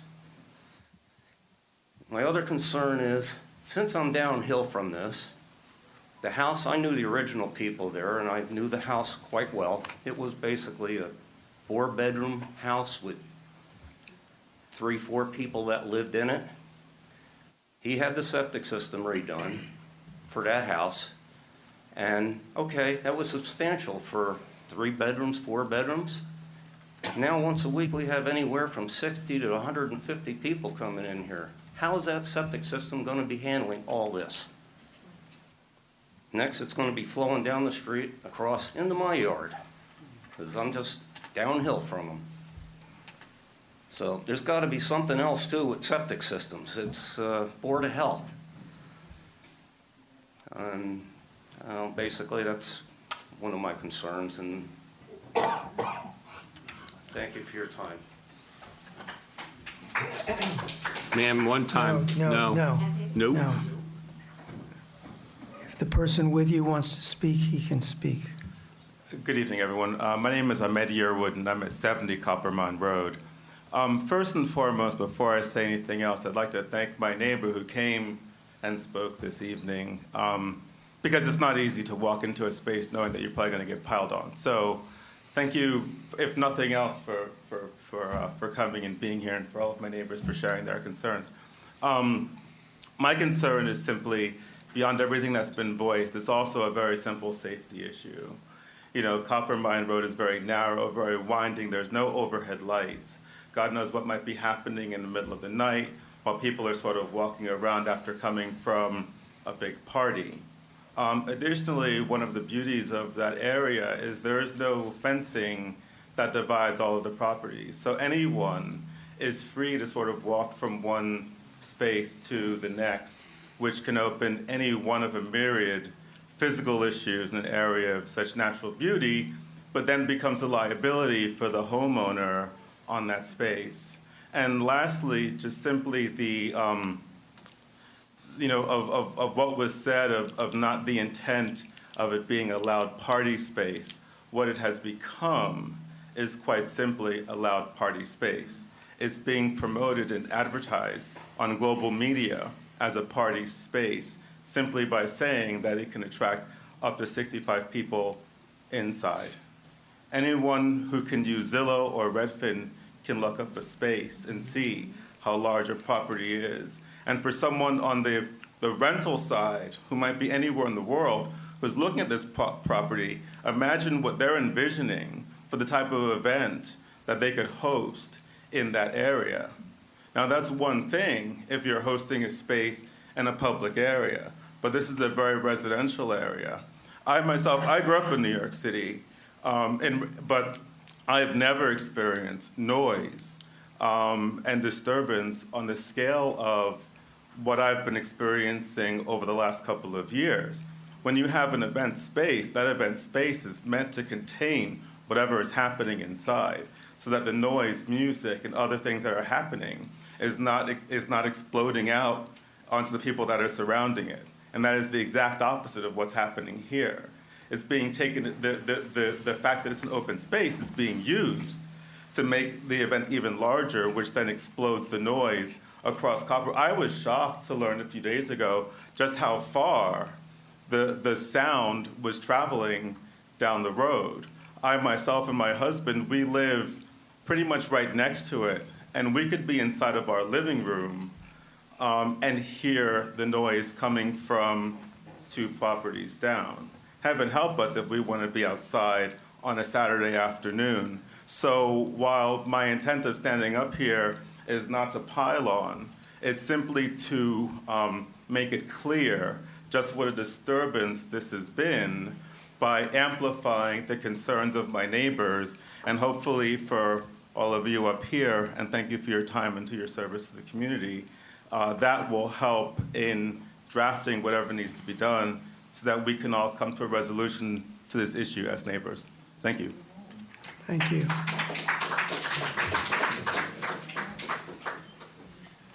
Hello, everyone. My name is Neil Lomanov, and I'm a part-time resident at 60 Copper Mine. What an interesting experience to be part of today. America 250. I'm aware of what that means. God bless America. We live in a great country. And we live in a place with rules, regulations, order. I think this is a good ordinance. It makes sense. I think it makes sense to craft it in a way where it's fair for everybody. You know, driving over here, me and Ellen were speaking, and we looked at the ordinance for Princeton because it was recently passed over there. And so essentially, what are they asking for over there? What are they asking for over here? And we looked at it, and you have to be a part-time resident, and what does that exactly mean? And we discussed it, and because we're there multiple nights a week, I'm there with her.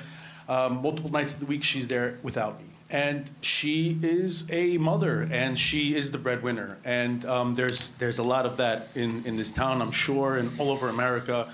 And there's families that are trying to make it work. And I'm sure that Ellen would be more than happy to, and any owner of any property that's looking to do short-term rentals would be happy to work with their neighborhoods and their communities and to make it something where everybody's happy. Now, I know the neighbors are talking about how this property is all over the internet, 65 people. Listen, I had a party for my daughter where I have a smaller house than Ellen does, and I think we had more than 65 people there alone. Sure, it drove my neighbors a little bit nuts. It did not require 30 cars, but 65 people, yes, when you think about it, it's a lot, but really there's a lot of room and things are roomy. And again, when there is rules in order, I'm sure that it's easier to maintain that. And as a property owner, as a business owner, the last thing that you want to do is shoot yourself in the foot by affecting your neighborhood. Ellen's very, very aware of that. And when a concern comes up, for her, it's very important to address it immediately. So I know something that I spoke to her about is possibly getting together with the neighbors or possibly being involved with this board because she has experience with this. She is very involved in the community, and I'm sure she'd be happy to participate and to address her neighbors' concerns.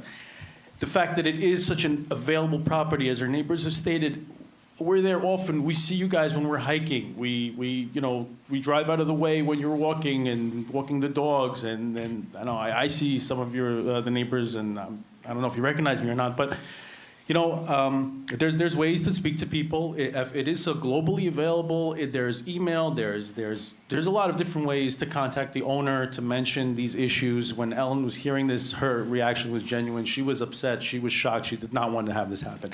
I'm sure that anybody that is in a business that is doing a short-term rental that invests money into their properties wants to ensure that the neighborhood that they're in is happy to have them there.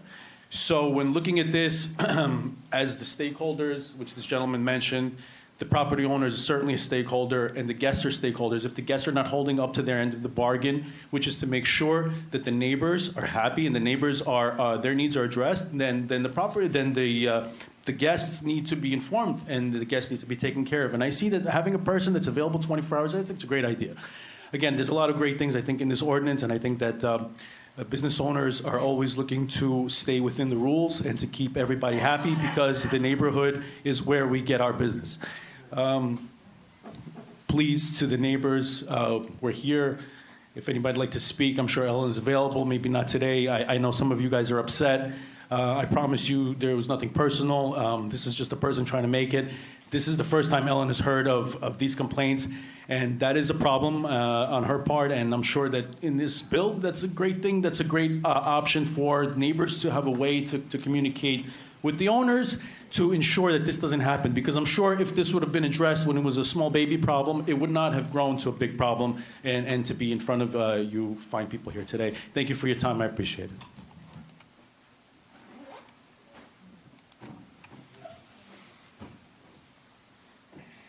I, too, am not from Copper Mine Road. Give you guys a break. Good evening, Mayor Kramer, members of the council. My name is Aaron Epstein. I'm a recovering attorney. And I currently serve as Chief Operating Officer of Fresh Grow. It's cannabis and cultivation and manufacturing facility at 15 World's Fair Drive in Franklin Township. I want to begin with the people because they're the reason I'm standing here. The men and women who work at this facility are your neighbors. They are by design and not by accident a diverse workforce.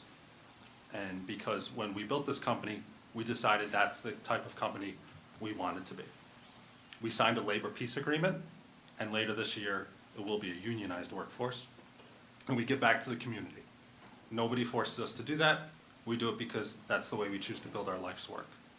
And we did it here because Franklin welcomed us, we came, and we bet everything on that invitation. I want to be honest with the council of what that costs. This company today carries more than $20 million in debt. Every dollar was borrowed against a promise that if we built here in Franklin, hired here, and paid what the township asked, we would be permitted to grow without penalty. And this is a punishing industry. Margins are thin and getting thinner. Cannabis businesses are closing all over the state. There is no cushion. We are not a large corporation that's publicly traded, absorbing a line item. We are people who are trying to finish what we started. So let me tell you plainly what we already pay. In the last 12 months, Fresh Grow has paid this township $150,077. Not property taxes, not permit fees. We pay those too, like every other business in Franklin. That figure is the cannabis transfer tax alone, 2% of everything we sell, at the maximum rate the state of New Jersey allows you to charge us. And understand what that means. In New Jersey, a town may not collect retail taxes. That money goes to Trenton. So the tavern down the road, the liquor store, the pharmacy, the warehouse, the manufacturing plant. Franklin collects nothing from their sales. The law forbids it. Cannabis is a single exception. We're the only industry of the township that hands you a share of everything we earn. Now consider this. Fresh Grow is a Tier 3 cultivator. The state of New Jersey charges us $20,000 a year for that license. And for that money, Cannabis Regulatory Commission investigates our owners, inspects our facilities regularly, audits every gram we grow, tests our products, reviews our security, and enforces the laws against us. And I ask you respect. And Franklin Township proposes to charge us the very same $20,000. And I ask you respectfully, for what? I have read tonight's agenda packet, all 200, I looked through it, all 280 pages. And the open space acquisitions section came with maps, appraisals, figures calculated to the dollar. This ordinance, the cannabis ordinance that's now pulled, that takes money directly from us, came with a single page. There's no cost study in it.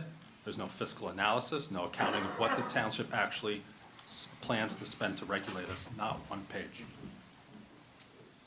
And a license fee must bear a reasonable relationship to the cost of regulation. That is not my opinion, that is the law. And I want to be careful here, because I'm not going to tell you that $20,000 is going to close our doors. It will not. But $20,000 is not an abstraction either.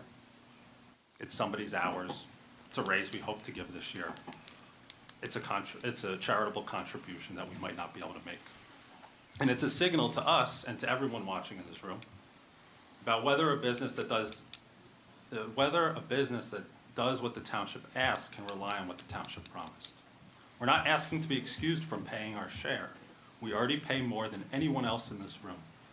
We're asked that it be reasonable, and we ask that it be calculated. Regulation should pay for regulation. It should not become a way to raise general revenue from a handful of businesses simply because their licenses make them easy to target. We ask you to carry the ordinance to another meeting, sit down with us who actually pay these taxes and these fees. Show us the numbers, show us how you reached it, and work out something that's fair, and that we will pay it just like we always have. We kept our promise to Franklin. We're asking you to keep faith in us. Thank you. Anyone else wishing to speak? Anyone else wishing to speak? Good evening, Council. My name is Trent Brinkowski of 390 Remsen Avenue, New Brunswick. I'm the co-founder and president of Blue Harvest. We are a cannabis business micro-cultivator. The gentleman who just spoke is in the same industry. He mentioned something that I found interesting. He said $20,000 would not close our doors.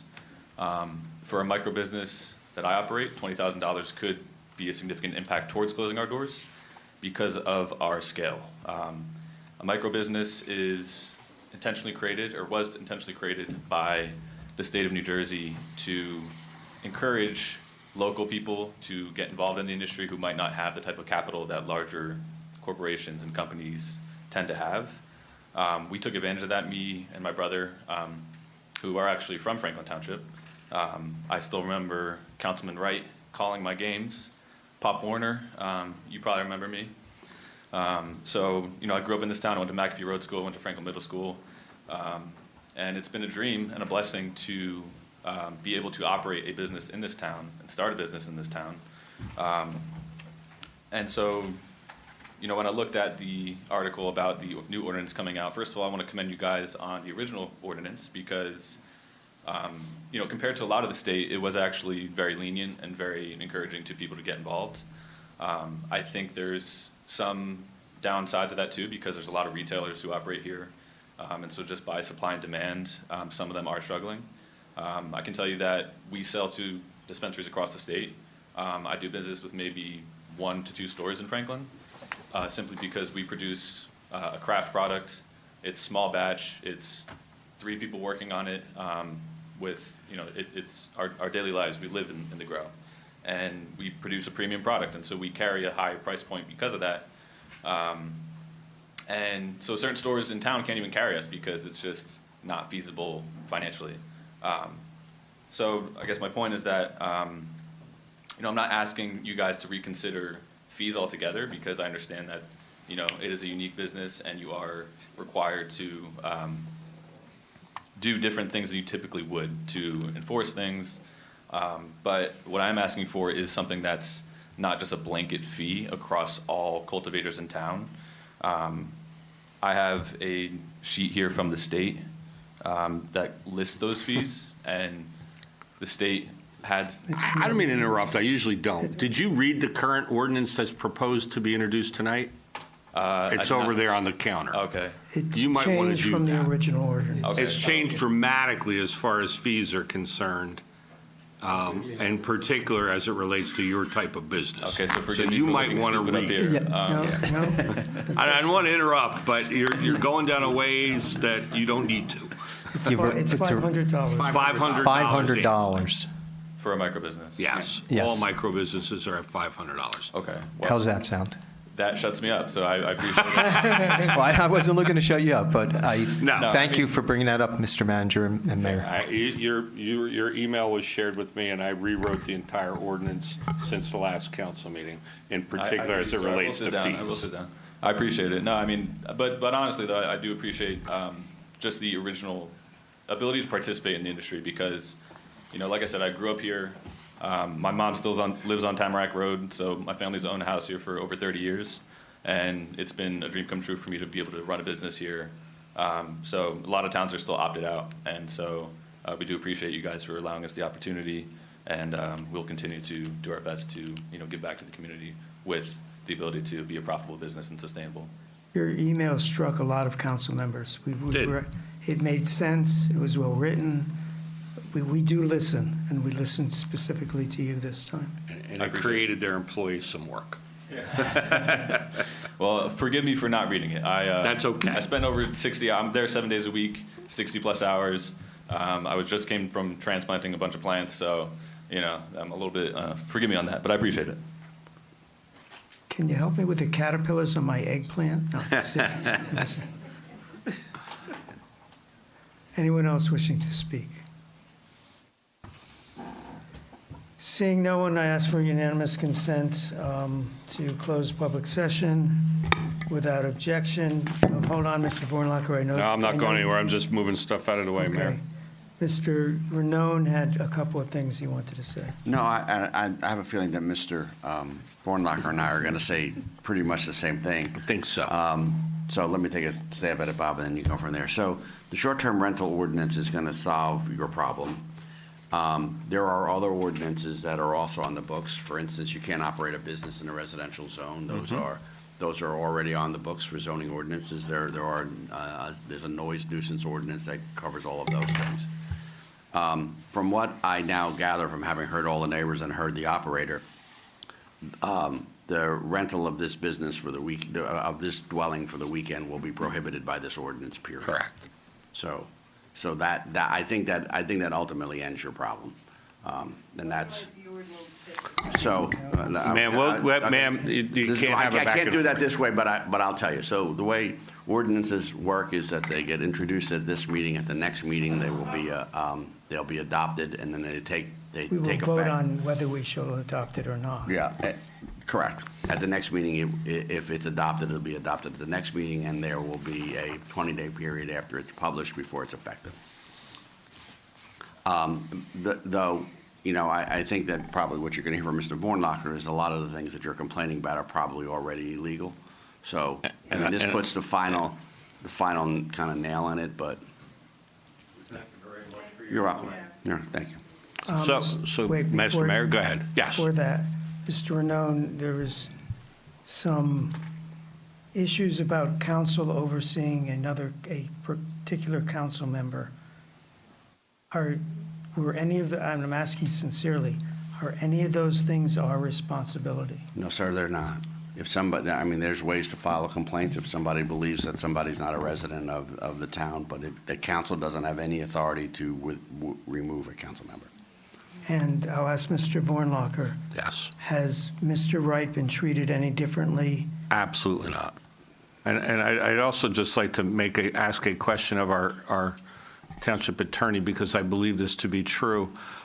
Based on Daniel's law, the disclosure of home addresses of elected officials is no longer required, and in fact, their home addresses are protected under Daniel's law. They are. And so it would be inappropriate to disclose the councilman's address other than to say that if he's registered to vote in the 4th Ward, then he would be a resident of the 4th Ward. Correct. Thank you. So. All right, why don't you I have that lots of in other that things to out? talk about. You tell me if you want me to No, talk, Mayor. You talk about the things that you can cover and I'll Okay. cover with. So the one thing that I'd like to talk about Wait, first. I think Mr. Wright wants to address his right of personal privilege. You certainly may talk first, Councilman Wright. I don't mind waiting. Okay, got a couple things here. Let's drop them out right quick. And as we bring them out, I will dispense with them. First of all, Mr. Walker, I love you, but did you tell everybody in the room that you ran against me? Now, running against me, you need to be transparent when you come to the microphone and say, hey, I ran against Carl, and people need to know that. So, that out the way. Here we go. Almost 2 years ago, I was away at a wedding down in Baltimore. Water pipes broke in my house and destroyed everything in my house. I lost a towel in the kitchen. I lost a carpet in the living room. I lost a carpet in the basement. The linoleum rolled up. I was hot. I lost the electricity in my house because the water rose, so it covered the outlets. So right away, I was gone with the electricity. Think you should know that. Now, 2 dumpsters worth of my house was removed. 2 dumpsters of my house was removed. And one of them was a couch that my wife just bought, and she just loved that couch. Unfortunately, I left the couch downstairs because I didn't take the couch from upstairs, so the bottom of the couch is a different color because the couch was gray, slate gray, I want to say, but it was lost. on the bottom, but it is what it is. I was going to tell you where I live, but let's just say I can walk there in 5 minutes. So, that being the case, I can walk there in 5 minutes, which means I still live in my district and I still get to vote there. And yes, my water is cut off because obviously if you have blown pipes, you can't keep the water going in. And by the way, in replacing the pipes, one downstairs and one upstairs, and I'm using a new type of pipe that I saw on TV, and I'm trying it out to see if it works. Now, I do need inspection by the township for the plumbing. I don't know what it costs because I haven't finished it yet, so I'm going to use that. It's going to cost me a couple. What's the plumbing inspection? It's based on the cost of your project, Councilman. And it won't be done in Franklin, just for the record. And it won't be done in Franklin because it's a conflict of interest and So all it'll go council to members' another town. permits get transferred to another town, In case anybody's going to ask that question. There you have it. like any Okay, other councilman. Let's keep on going down the line.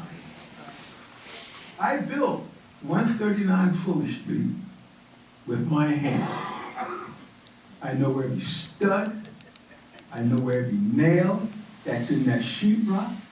I know where every piece of plumbing, and believe it or not, at that time, I wired my house for satellite. Go figure. No satellite. The shower downstairs, because I have 2.5 baths, the ceiling fell so that all that water went into the shower, and there's one particular piece of wood ran across the glass shower door and broke it. So hence, I can't take a shower there, but I can go to my in-laws' house and take a shower at night. That's what I can do. Now, I also lost a Bose system and speakers worth $5,000. I want to repeat that. $5,000 with a flat screen. So when the water came down, it dropped right behind the flat screen and went down on the stereo. So that was destroyed. Can't get it back. Well, I do because I have insurance. Listen to me, I think I'm trying to cut him off. The speed of the rehab that I'm going to do for my house is not for the speed of anybody. I don't care who you are. I do not and I will not spend money that I don't have. So if you would like to donate some money to my cause, step up. I can use the money. Okay? Oh, Thank you for don't saying what you leave. did. Don't leave.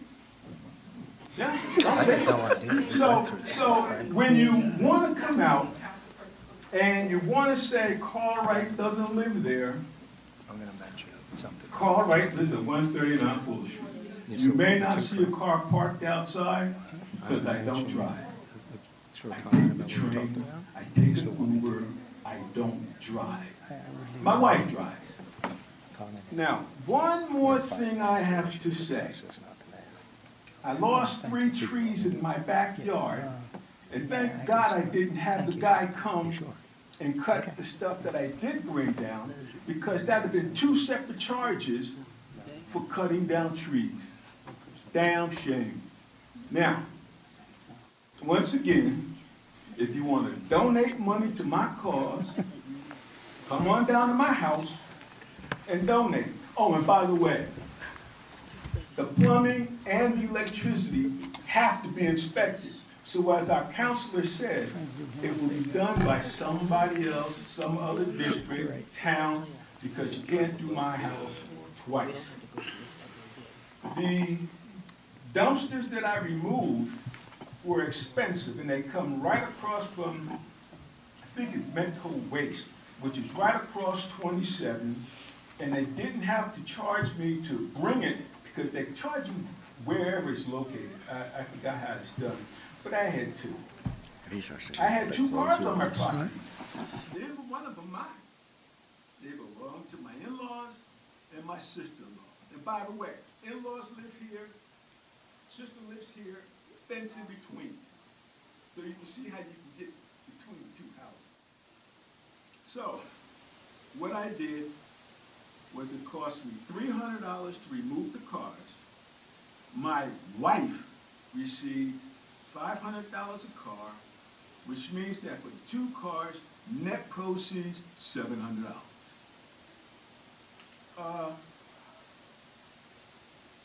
Let me see, did I forget anything else just for you? Let me check. Oh, at night, I bring water. So when you go to my house, you'll find bottles, the little jugs, gallon jugs of water. Carl, what do you use that gallon jug of water for? Well, I'll tell you. Drinking and going to the bathroom. You gotta flush the toilet. So I bring the water every day. It costs me some money, but I bring the water to flush the toilet. Okay? I haven't trickled outside in the house. So once again, I will not be threatened. I will not be moved. My house at 139 Fuller Street will be completed when I damn well please to have it completed. So you can walk around here, you can talk about where I live, I really don't care. I vote in the same district that I voted for 35 years. Go check the record, 35 years. You can't beat that. Now, Miss Anne Marie will tell you, I probably did forget to fill out that form. But it wouldn't come from mom, it would come from, what's Raymond's last name, Mr. Bornlocker? Williams. Williams.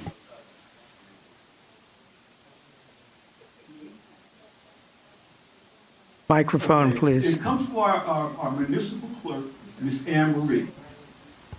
That's who I get the form from, and if I blew it, damn it, I blew it. It'll get done. Cost me $100. It'll get done. Anything else that you can think of that you would like to ask me about? Excuse me, Mr. Wright. Mr. Wright, excuse me one second. The audience will please be quiet.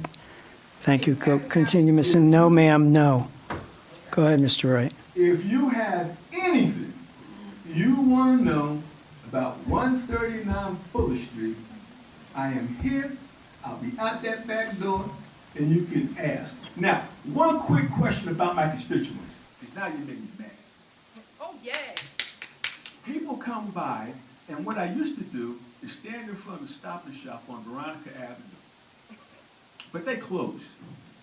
And I used to stand in front with council shirt on and everything and ask people what they like about Franklin and what they didn't like about Franklin. And I tell you what happened last Friday for the 4th of July. I walked around to all the little encampments and I said, hey, I'm Carl Wright. What do you like and what don't you like in Franklin Township? So, I don't know when I asked what ward you lived in and all that kind of good stuff, but I am almost close, and y'all make one on your block too. Speed humps. I'm almost close because they can spend money and do everything like that, do all that beautiful thing.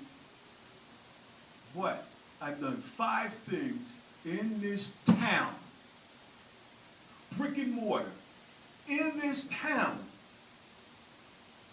So I don't know what you're doing. You haven't been following up with me. So there you have it. Mr. Mayor, I'm sorry about blowing off a little bit of your time, but since I'm here, I have nothing to report from my committee. Okay, we will skip you in council comments then. Thank you. Thank you. Mr. Vornlocker. Okay, so By I have, the way, a, it's I have 5 of a 9. long list of things here. Unfortunately, I need to take some time to answer them. Yes, you do. So as far as the convenience center, we'll start there. The ability to pay with credit cards is part of an overall project to replace our current website with a new website. The anticipated timeframe is we hope to have everything online to include not only convenience center, but credit card payments for a number of things by the end of the year. That's our time frame right now. And as far as expanding hours within the convenience center, for budgetary reasons, and I'm sure you've been along the ride for our budget process, additional hours were not included in the convenience center.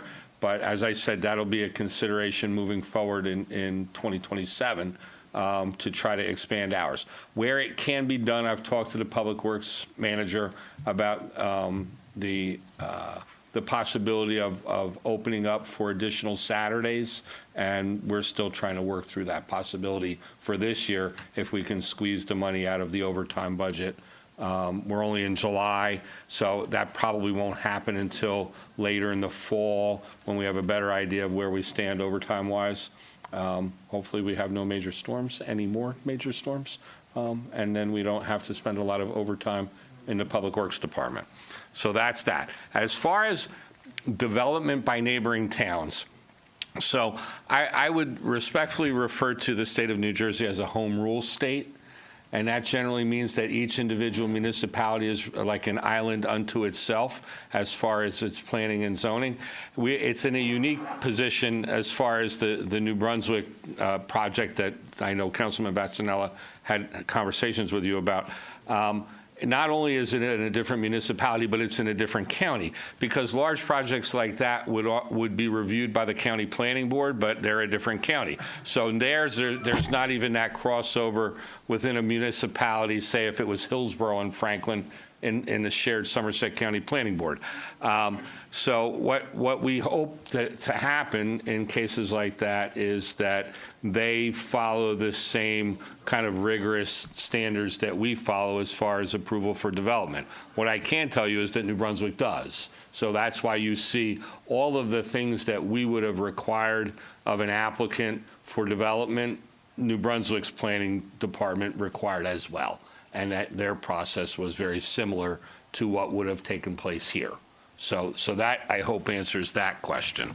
Now, to the Coppermine Road group, and what I will tell you, all as a very lovely group, I can all look at you all in one place, is that this was not written for Coppermine Road. Okay, in all fairness, this ordinance was discussed probably 2 years ago, maybe longer, as a possibility. Again, not related to Coppermine Road, but really what brought it to the forefront was Ms. Inman and her concerns over a property renting the pool in the backyard of a neighboring house to her. And this ordinance also covers the prohibition against that. And so I took it upon myself to bring to the Administration Committee of Council and the Land Use Committee of Council my thought that we should then take this and really do a comprehensive ordinance as it related to short-term rentals. And so that product of my work is what you see in that ordinance that will be introduced tonight. To answer some of your questions, and I think the Township Attorney did already, its use as a venue is prohibited under the ordinances that previously were on the books, so that's not something new. And I'm going to go a little bit further with this, okay? As far as noise, okay, let me just bring the ordinance up here for myself. Under 315-3, I believe it's 315-3F. Let me just get there.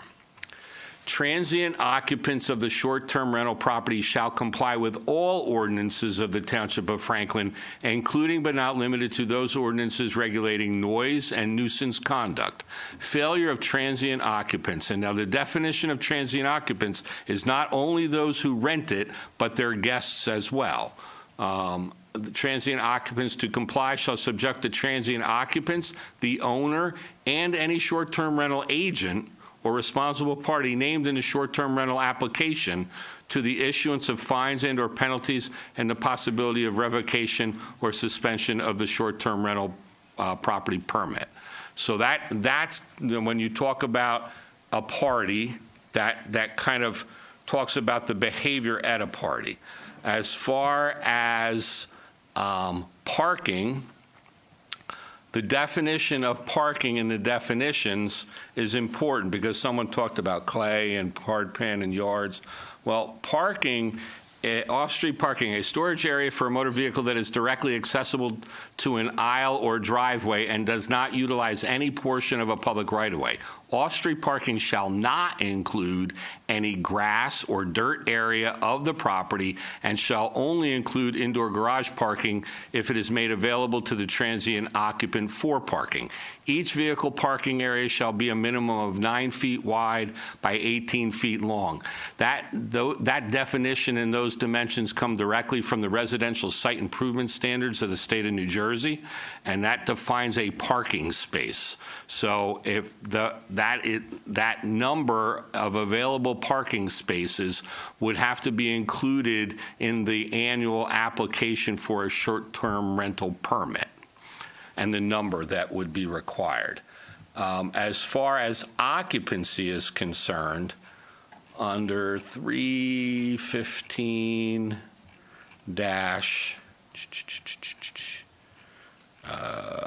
maximum occupancy 315-9. It shall be unlawful for any person, including the transient occupant, owner, or agent, to allow a greater number of persons than the posted maximum number of occupants to sleep in or occupy short-term rental properties, to include all outdoor areas pursuant to Municipal Code 183-22. 183-22 in the Township Code is our property maintenance ordinance, and in it, it defines the maximum number of occupants in a residential dwelling, and it's done by the square footage of the residents of those areas that are other than things like kitchens and bathrooms. So, for instance, if this were a 3,000 square foot house and 1,000 square feet was taken up by hallways and kitchens and bathrooms, that leaves 2,000 square feet, and it's roughly 150 square feet for the first occupant and 100 square feet for the every other occupant thereafter. So that would probably put it at somewhere around 19 or 20 people maximum on the property as a short-term rental at any given time. I think and I will tell you that part of part of my research, and this is where I not to call anyone out here, but I don't know who Bobby is, but 60 Coppermine Road is listed as hosted by Bobby. My ex-husband. Okay, that's fine. Well, your ex-husband listed on Booking.com, and it's located within a short distance to downtown Princeton. This luxury villa is available to rent for private events and group wellness retreats, sleeps 12 to 14 people, private events up to 75, kickbacks and relax in a calm, stylish space. This is an active listing for your property, and it was one of the things that caused me concern because the property had been brought to my attention on a number of occasions by both the zoning department and the police department. And so it was, in fact, one of the properties that I looked at as it related to short-term rentals. Now, I think I've covered everything. The only thing I think I haven't covered was Doc's mention of an internet party. This also prohibits any rental of a property for less than an overnight stay, and it also prohibits the subleasing of a residential property that's rented as, we'll say, as an Airbnb, and admission charge to others to attend that. So if that's what took place, it would be a violation in your neighborhood as well. And my last comment on this is police departments are there for you to call when there is a violation. It is not a bother. It is not a nuisance. That's why we pay them a great amount of money to go ride around in those pretty police cars in their nice shiny uniforms. And I get to say this sometimes, all right? That's their job. So if there is a violation of the law, if there is a disturbance in your neighborhood, that is their job to respond and deal with the nuisance. Just like if this ordinance is adopted and people have short-term rentals, which we understand why people do, and there's a lot of good reasons for people to have their homes available for short-term rentals. If there's a violation, the only way that this ordinance is effective is if people call and report the violation. So that's it. And it's not intended to stop people from having them.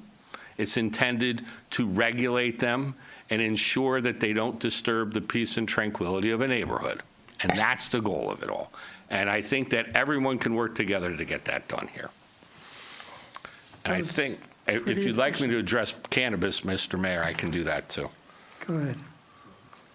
So as far as the cannabis ordinance is concerned, so we drafted an ordinance, and to be fair, I don't know that there was a tremendous... But why don't we're going to be covering that later. Why don't Well, you will, but I'm answering the residents, the business owner's question. My guess If you is want to that- answer it then, I don't know that it's going to be a direct answer. Well, I think You're assuming that that's what you're I going to think do. they will probably hang around, the two people that I think that you're assuming that that's what will be done, and that's and then fine. That's okay. Good. That's not facts, not evidence, but I'll Council accept. comments. Mr. Onijaka.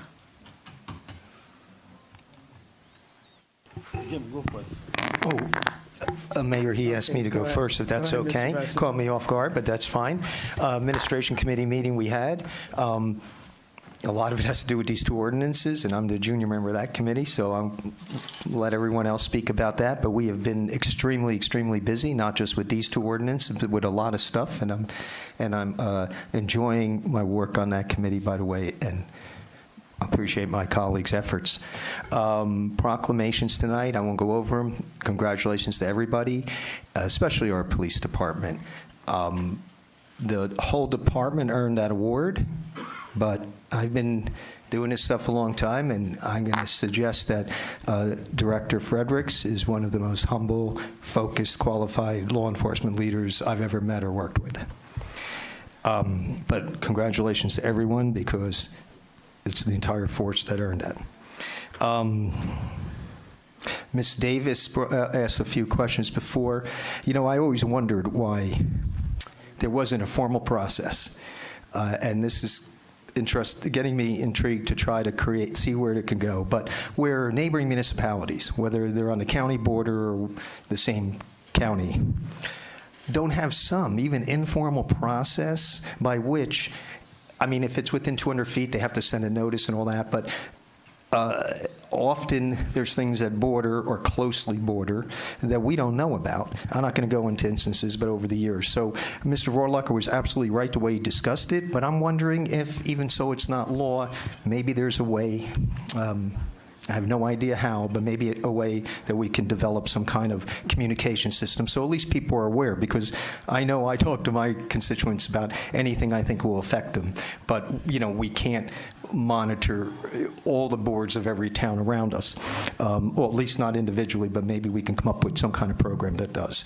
I want to express my whatever you want to call it. I had no idea of the hardships the last 2 years, Councilman Wright, and I'm truly sorry to hear about those. We work together, all of us. We see each other around at events, but often still have no idea about the highs and lows of our personal lives. So again, so sorry to hear about that.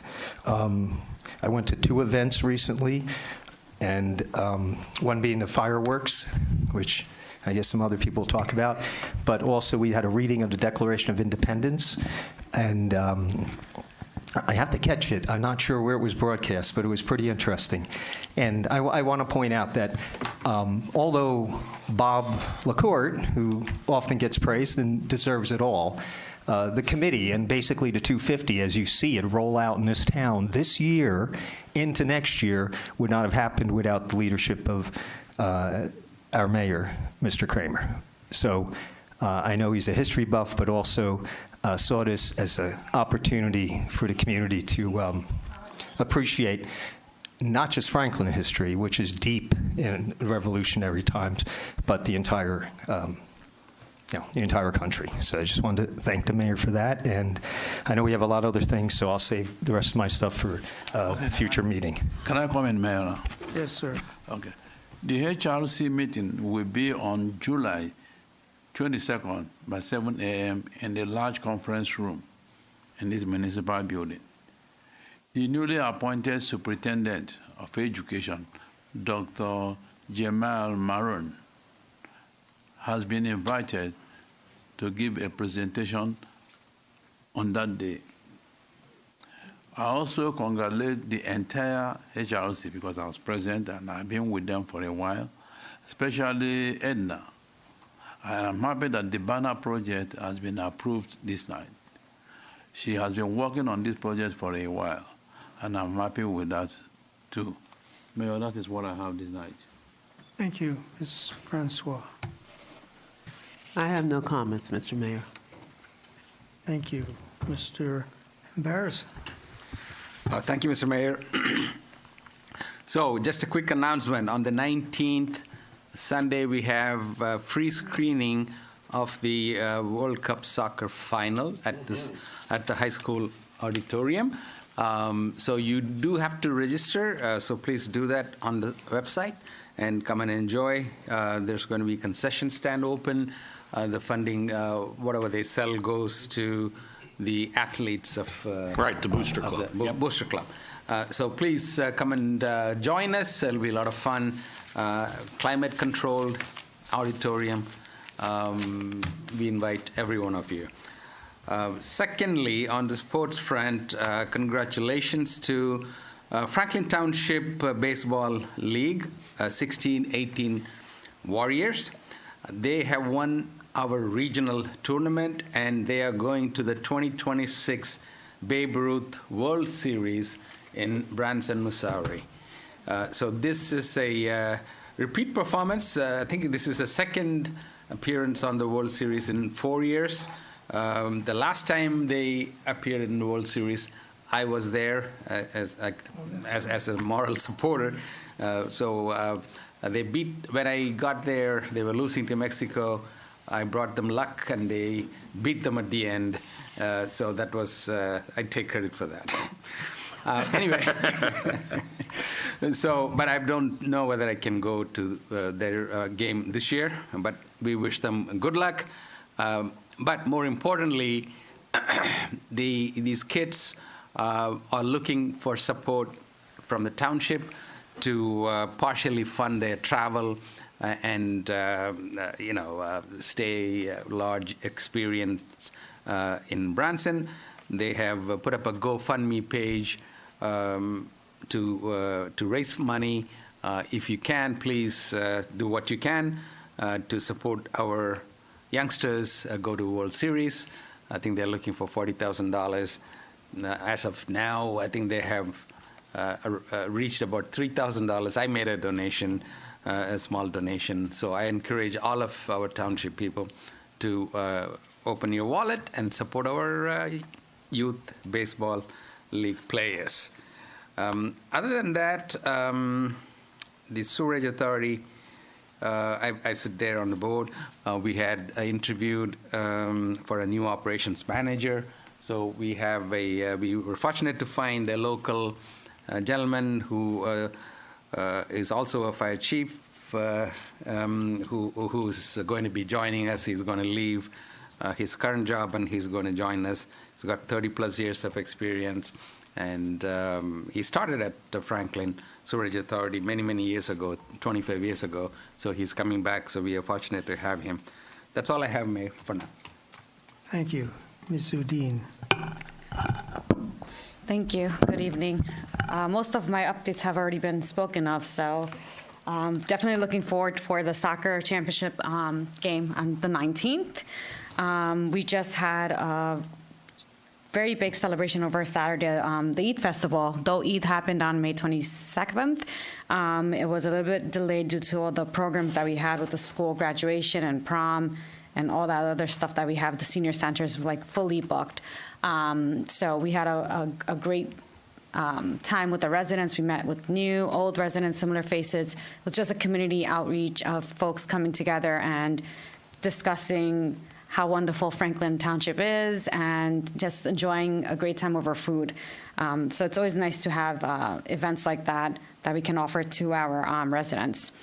I did want to remind folks once again, one of our residents, Doc Cunningham, mentioned about the Civic 250. I will be there on Thursday. I have registered, and I look forward to hearing from our students on some of their ideas and the solutions that they have, specifically what's going on in local issues in town. So just excited to work with them and see what they come up with, and if there's anything that we can bring back to council, definitely want to provide those feedback to my peers. Also discussing about Doc, I didn't even know he's a publisher and a producer. So he had a book that's has it been? I don't know if it's been released or if I got the first cut of it. It's called Public Good Sense. We actually have a lot of authors and publishers in town. I have met about a few of them already, and I've told everyone, make sure that your book is in the Franklin Township Library. That is where all of our residents go. So please make sure you put a copy out there for folks to read. One of the last things I do want to mention is, again, part of my work to community ask and outreach. I have had a couple of the adult communities reach out already on some additional educational awareness. So I will be working with our Franklin Township Police Department on the second scam and fraud awareness at the Renaissance Adult Community. So at your adult community, that's the next one, and that will be in September, followed by another one in October at a different location. We also are working on, a couple of our residents got together, the environmental team, and we discussed about portable solar systems. So that's just an educational presentation that will be issued out once it's finalized. We're still working out the tweaks on that and just making sure that we have sign-offs from all the relevant departments. So we will have that published, and hopefully we can put up a presentation, a quick one for everyone, just to go over some of the portable solar systems as people are starting to purchase them online. That's all I had, Mayor. Thank you. Thank you. Deputy Mayor Karazi. Thank you, Mr. Mayor. I just wanted, first of all, to extend special thanks to everybody who put that 4th of July firework together. That was just an amazing show of community coming together and the fireworks. So congratulations for a job well done. And I also wanted to again recognize Mr. Cunningham. I've really enjoyed his speeches when he comes and talks, very eloquent, and thanks for the book that you gave to me. Unfortunately, I'll be in Canada, so I'm going to miss the meeting that you have, but I'm hoping that to learn more about it, and hopefully there'll be a video so I can watch as well. Thank you so much. That's all I have, Mr. Mayor. Thank you.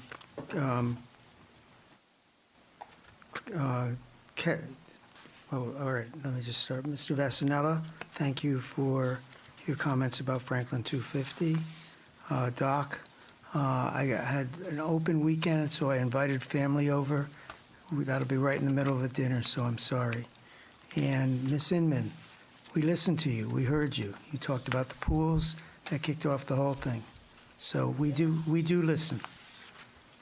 Mr. Vornlacher. Thank you, Mr. Mayor. Just one upcoming event to report on that hasn't been reported already.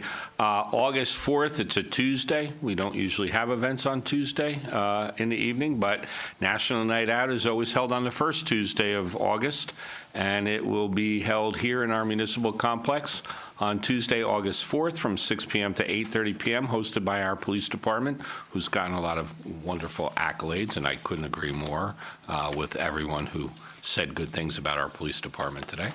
Our police department will have food, music, games, vendors, police building tours, and more. If you have, in particular, if you have young children, that have an interest in things like police cars and what a police station looks like, bring them. It's a lot of fun. They get to sit in a police car and they get to see the lights and the siren. I now have a 3-year-old grandson who loves nothing more than to see police cars and fire trucks, and this is an opportunity for young children to see it and get to meet police officers in a positive light and in a positive way, to understand that police officers are there for all good things and not be afraid of police officers. So if you can bring your kids out to National Night Out, that's fantastic, and the police department would love to have you. Unlike fireworks, no rain date. So if it rains, let's hope it doesn't rain. Let's just say that. It starts at 6 p.m. and it runs till 8:30 p.m., Deputy Mayor. And that's all I have, Mr. Mayor. August 4th, Tuesday. All right, thank you. One other announcement is this is July. We have only one council meeting in July, so if you come here 2 weeks from now, you will be alone. No, you won't get in. With other people locked out of the building. Yes. You will not be granted access. It's time for approval of the minutes. I present the following minutes to the Township Council for their approval. The work session, regular meeting, and executive session of June 23rd, 2026. So we have a motion on the minutes. So moved. Seconded. Moved and seconded. Any comments, corrections? Madam Clerk. Councilman Barrison? Yes. Councilwoman Francois? Yes. Deputy Mayor Karazi? Yes. Mayor Kramer? Yes. Councilman Onijaka? Yes. Councilwoman Udine? Yes. Councilman Vasanella? Councilman Wright? Yes. Time to pay the bills. Warrants in the amount of $4,793,988.04 on July 14th are presented to the Township Council for payment. Do we have a motion and a second on the warrants? So moved. Second. Any discussion? Anyone would like to pull an item? Madam Clerk. Councilman Barrison? Yes. Councilwoman Francois? Yes. Deputy Mayor Karazi? Yes. Mayor Kramer? Yes. Councilman Onijaka? Yes. Councilwoman Udine? Yes. Councilman Vasanella? Councilman Wright? Yes. Next item is item number 13, public hearing and adoption of ordinance on second reading. First reading is when we announce to the world that we are going to consider an ordinance, and if it gets by the first reading, then the second reading is when we decide to adopt it or not. Ordinance number 4509-26, an ordinance amending the code of the Township of Franklin County and Somerset, State of New Jersey, more particularly Chapter 112, Land Development, to implement various recommendations of the 2026 reexamination of the Township Master Plan and Development Regulations adopted by the Planning Board on February 2026. Is presented for the public hearing and final adoption. Public hearing has been noticed as required. I ask unanimous consent to open for public hearing. Hearing no objection, we're open for public hearing. Seeing no one come forward, closing public hearing. I ask for unanimous consent to close public hearing. Without objection, public hearing is closed. We have a motion to adopt. So moved. Second. Moved and seconded. This is just what it says. It's every several years we do our plan, our master plan, and these are some of the regulations. Things like golf courses are no longer allowed in the RR3 area, etc. Any other discussion? Madam Clerk. Councilman Barrison? Yes. Councilwoman Francois? Yes. Deputy Mayor Karazi? Yes. Mayor Kramer? Yes. Councilman Onijaka? Yes. Councilwoman Udine? Yes. Councilman Vasanella? Yes. Councilman Wright? Yes. We are now on to ordinance 4510-26. An ordinance amending the code of the Township of Franklin County and Somerset, State of New Jersey, more particularly Chapter 112, Land Development, to update planning and zoning fees and escrow deposits. Is presented for public hearing and final adoption. Public hearing has been noticed as required. Do I have I ask for unanimous consent to open to public hearing on this item only. Without objection, we are open for public hearing. Seeing no one come forward, I ask for unanimous consent to close public hearing. Without objection, public hearing is closed. I ask for a motion and a second to adopt. So moved. Seconded. Moved and seconded. This is, as it says, changing some of the fees to make them more in line with what other towns are doing. Any other discussion on this item? Madam Clerk? Councilman Barrison? Yes. Councilwoman Francois? Yes. Deputy Mayor Karazi? Yes. Mayor Kramer? Yes. Councilman Oni Jaka? Yes. Councilwoman Udine? Yes. Councilman Vasanella? Yes. Councilman Wright? Yes. The next two items have to do with land acquisition. They're on the same piece of property. Ordinance number 4513-26, an ordinance to acquire by purchase or condemnation certain lands within the Township of Franklin, County of Somerset, State of New Jersey, for the purposes of open space preservation in the Township of Franklin pursuant to NJSA 40A 12-13A for the property known as Block 5, the Y was missing, known as Block 508.02, Lot 11, and commonly known as 287 Cedar Grove Lane, Somerset, New Jersey, is presented to Township, presented for public hearing and final adoption. Public hearing has been noticed as required. Ask unanimous consent to open to the public. Without objection, we are open to the public on this item only. Seeing no one come forward, I ask unanimous consent to close to the public. Without objection, we're closed to the public. I ask for a motion to adopt. So moved. Seconded. Moved and seconded. This is, as it says, for acquisition of land and for preservation, and the term condemnation has nothing to do with eminent domain. It's just a term of art used in these ordinances. Any other discussion? I just want to say, Mayor, I've seen this property. I kind of keep an eye on things that go in town with real estate, and I think for, is it a year or 2 years? It was on the market for a long time. I always hope we can get it, and I am very happy whoever brought this to be, where we hopefully in another minute will own this property and forever it will be preserved. Thank you. Any other comments? Madam Clerk? Councilman Barrison? Yes. Councilwoman Francois? Yes. Deputy Mayor Karazi? Yes. Mayor Kramer? Yes. Councilman Oni Jaka? Yes. Councilwoman Udine? Yes. Councilman Vasanella? Yes. Councilman Wright? Yes.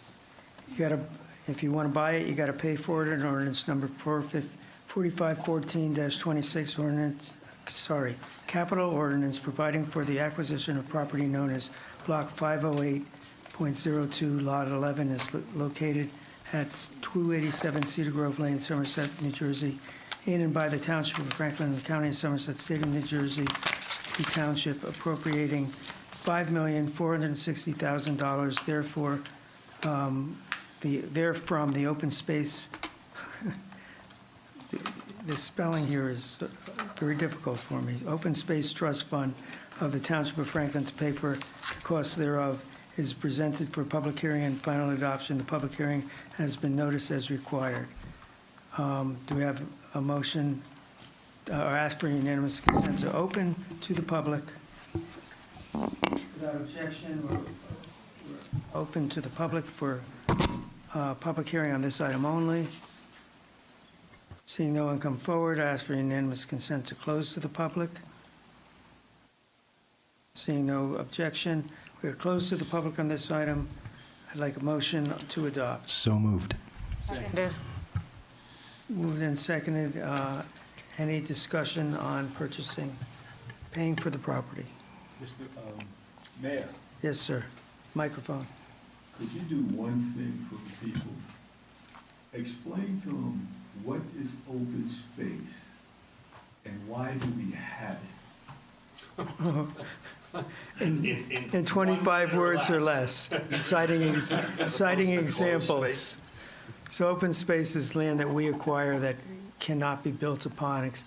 We could build a park there or something, but it's preserved to prevent development. And while it costs us money because it's off the tax rolls, it saves us money because there's less houses we have to protect with police, with fire, and less kids in school. How's that? How'd I do? Outstanding. All right, mine hits 26 words. Now I forget where we are. Voting, I think. So a motion to adopt. Did I get a second? Yep. Okay. Madam Clerk. Councilman Embarrasson? Yes. Councilwoman Francois? Yes. Deputy Mayor Karazi? Yes. Mayor Kramer? Yes. Councilman Oni Jaka? Yes. Councilwoman Udine? Yes. Councilman Vasanella? Yes. Councilman Wright? Yes. All right, now for what everyone who's sitting out there is here for. Ordinances on introduction and first reading. Remember, there's no public session for this. There will be, if they pass first reading, on August, our August meeting. 11th. 11th, which it says right here. August 11th will be the second reading when you can comment. Ordinance number 4515A-26, an ordinance amending the municipal code of the Township of Franklin, County of Somerset, State of New Jersey, rescinding Chapter 92, Cannabis in its entirety, and replacing it with a new Chapter 22, Cannabis.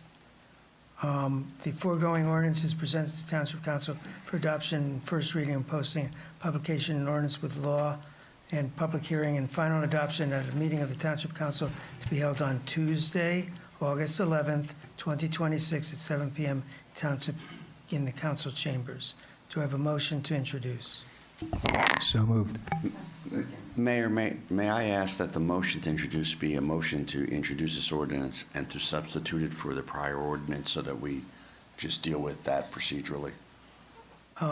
So rescinding it, as it says here, is not sufficient? No, because remember, the other ordinance we has almost exactly the same title, and just the body is different. And if you'll notice that on your agenda, it's listed as 4515A. I'm assuming the other ordinance is 4515? Yeah. Am I doing it? Okay. So I would ask that that the motion be to introduce this ordinance on first reading and substitute it for the prior ordinance so that we can just get that ordinance procedurally off the books, because otherwise it would technically still be pending. So do you want a reword of the motion? Yeah, it's just in a motion to introduce and to substitute for the prior ordinance. You could say so moved. Motion. Oh, I motion to move the ordinance in replace of the other ordinance as our attorney just described. Thank you. Second. Moved and seconded. Any other discussion? Thank you, Mr. Mayor.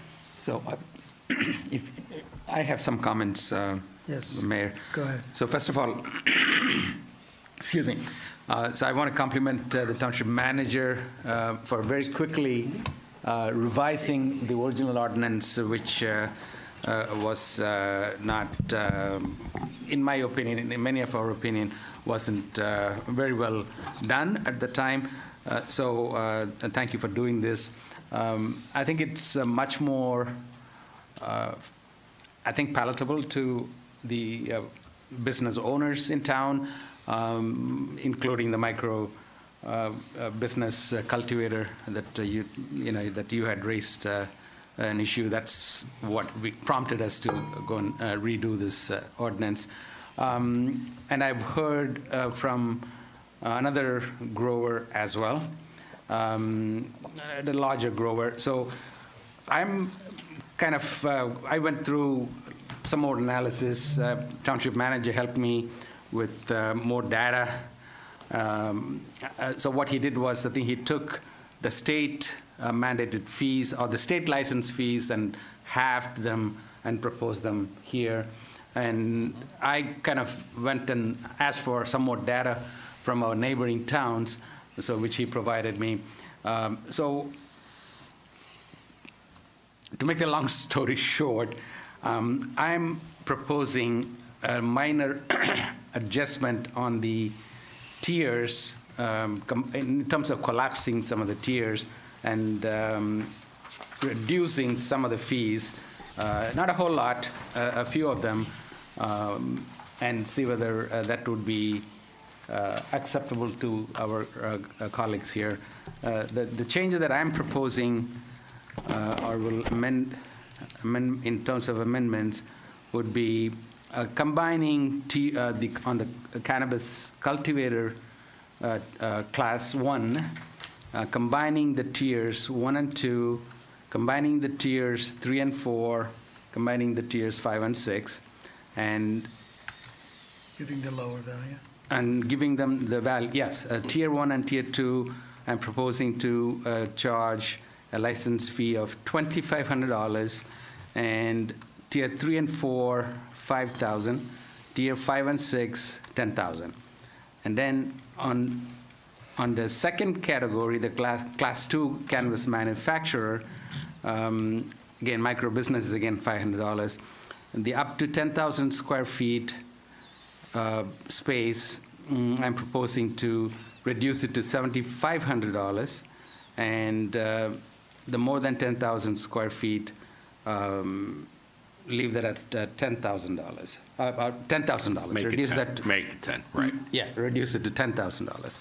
And rest of them, I think they're fair, and I think they are in line with some of our neighbors, and I think we don't have much of an issue on those categories. So that is my proposed amendment. Okay, the manager, I cut you off earlier in the meeting. I was that no. There's. I have already took the liberty to go back and speak with the gentleman privately about my methodology, so I don't need to do it. And I had a private conversation. Councilman Barrett? So my point in all of this was to give the admin committee, who I brought this in front of, something that they could consider and have a discussion. And you did have consider it and had a discussion. It was a rather lengthy one, and we went through the entire ordinance. I wanted to try to structure the fees that would be applied annually for a license in a manner that reflected what the state legislators did when they passed the law and established it initially at the state level. And what is proposed, I don't think, is a great deviation from what I proposed to the admin committee. It's making an adjustment to two of the types of cannabis businesses that are the larger of the types of businesses that the state permits, right? Cultivating, growing it, and manufacturing it. And those would be the higher license fees at the state level. And if the council so chose to bring it down a notch, so to speak, I don't think that it has any significant impact on the intent of the proposed ordinance. I just want, again, I'm sorry, I don't want to delay this, but Ram, you went through the numbers really quick. I just want to be sure what numbers we're voting on. I know we've So I'm going to make discussing sure it. this is, I'm going to repeat back so I know it, because I'm going to be the one who has to work with Anne Marie. What you're proposing is to combine Tier 1 and Tier 2 of the cannabis cultivator license, and that fee be $2,500. Correct. Combine the 3 and 4 tier together, and that would be $5,000. And Tier 5 and 6 would be combined together, and that would be $10,000. Likewise, I'm seeing Tier 3 and 4 as no, using just going in line with the fees, Councilman, 25, 5, and 10. Not using the lower of the two, but just going 1, 2, 3, and the 3 fees that were proposed for the license. Likewise, paring down the up to 10,000 square foot manufacturer to 7,500, and more than 10,000 square foot to 10,000, leaving all the rest the same. Thank you. Anne Marie, you got all that? Yep. Very good. And I think this was worth the effort. I'm sorry, I don't know if we're in a motion. Okay. And then the only thing I asked, and I know I was talking to Councilman Barrison earlier, and I just think that because this whole industry is so evolving and, moving all over the place, that we take a look at this in like a year and a half after it settles in and we go through a process. I think that what will happen now is that you have an ordinance that that spells out regulations for the industry locally here in the town, and the fact that there will be regular inspections in line with the same type of inspections that are conducted by the police department for liquor establishments, the rates are set by state statute at the state level, and I would suggest to council, whether I'm here or not, I don't know whether I will still be here when the state changes their licensing fees, but when that time comes, I would suggest that council give consideration to changing them at that time as well. Who knows who'll be here, but I agree that would be a good time to look at it. One legal tomorrow, I hope so. One legal quick question, legally, Mr. Attorney, number B, right after all those prices, shouldn't it say, and maybe I'm misunderstanding the intention, and that sentence that's underlined, and already operates in town, or is this, if anybody has a license anywhere in the state, they can come and keep piling up over the 18 figure? No. You're licensed in the town. Okay, because it doesn't, I don't think it says the town, it says anywhere in New Jersey. The ordinance that you're looking at, Councilman, is cut and pasted from the previous ordinance that you already had. Oh, no, I understand that. I just The state only allows you to license within the town, because the town had to approve.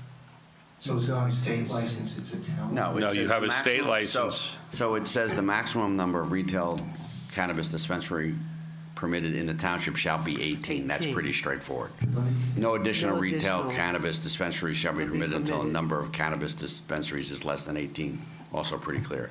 The limitation will not affect any retail cannabis dispensary that, as of November 14th, been granted an unconditional license from the New Jersey Cannabis Commission, but you're granted a license for the town. Right. Not granted a license for the state. For legal purposes, you say it already operates in the town. No, you wouldn't say already operates, because that doesn't make sense with the prior. Okay, all right, I'm good. I just. So that was written by written by the township One more attorney, so change. I would trust his word on that one. One more change. I trust them. Class 5 cannabis retailer, micro business, it goes from 5,000 to 2,500. And then No, all micro businesses are now proposed at $500, regardless of the type of business that it is. So class 5 retailer is 5,000, the micro business is 500. Right, so we are proposing 2,500. 2,500. You're proposing $2,500 for what? Class 5 cannabis. Class 5 cannabis retailer.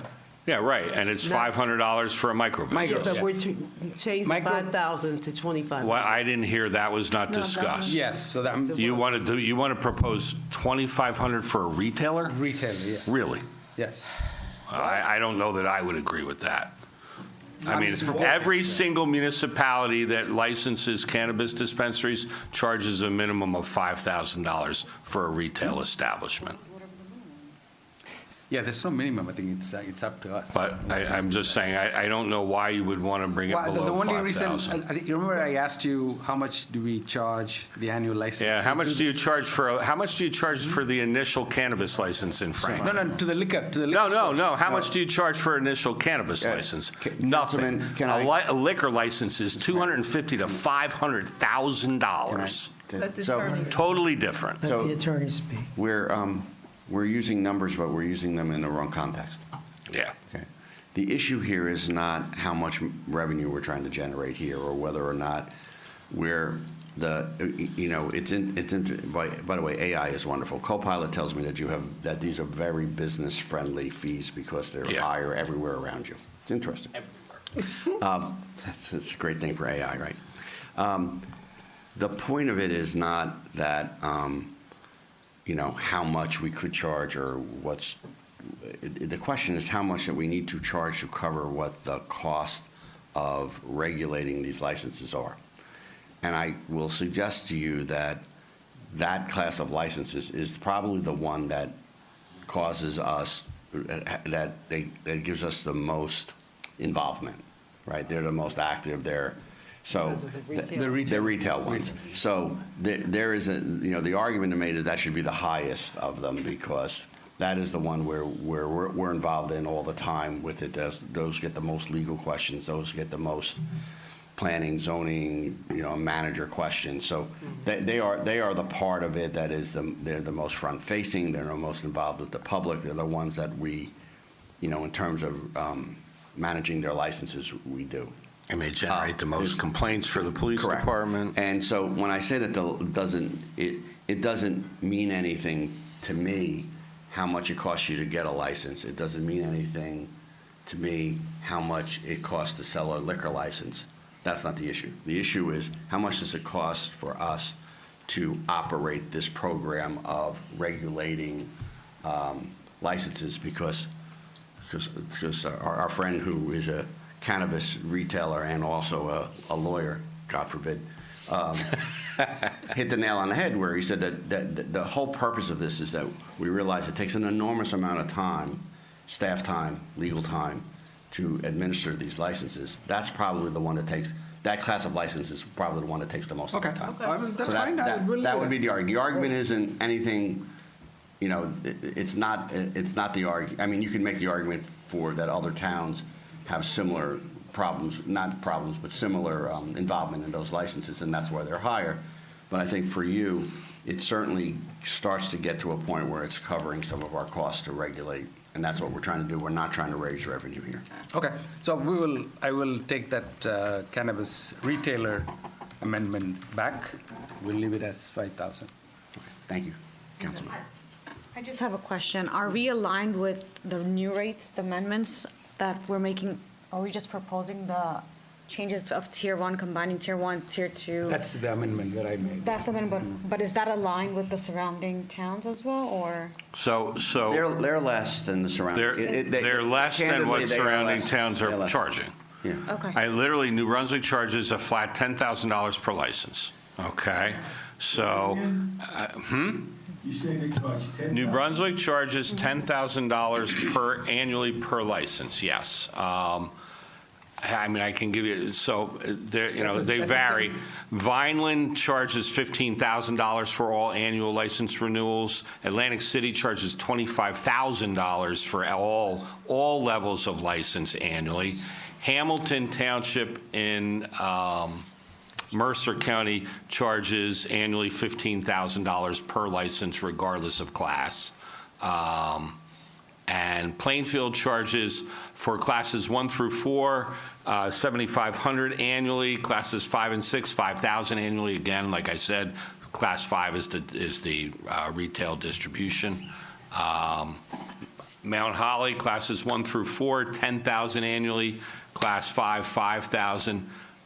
Those roughly either mirror what we're looking at proposing as licensing fees or are slightly higher than in some cases than what we have, or now in some cases we are now slightly lower as it relates to cultivation and manufacturing.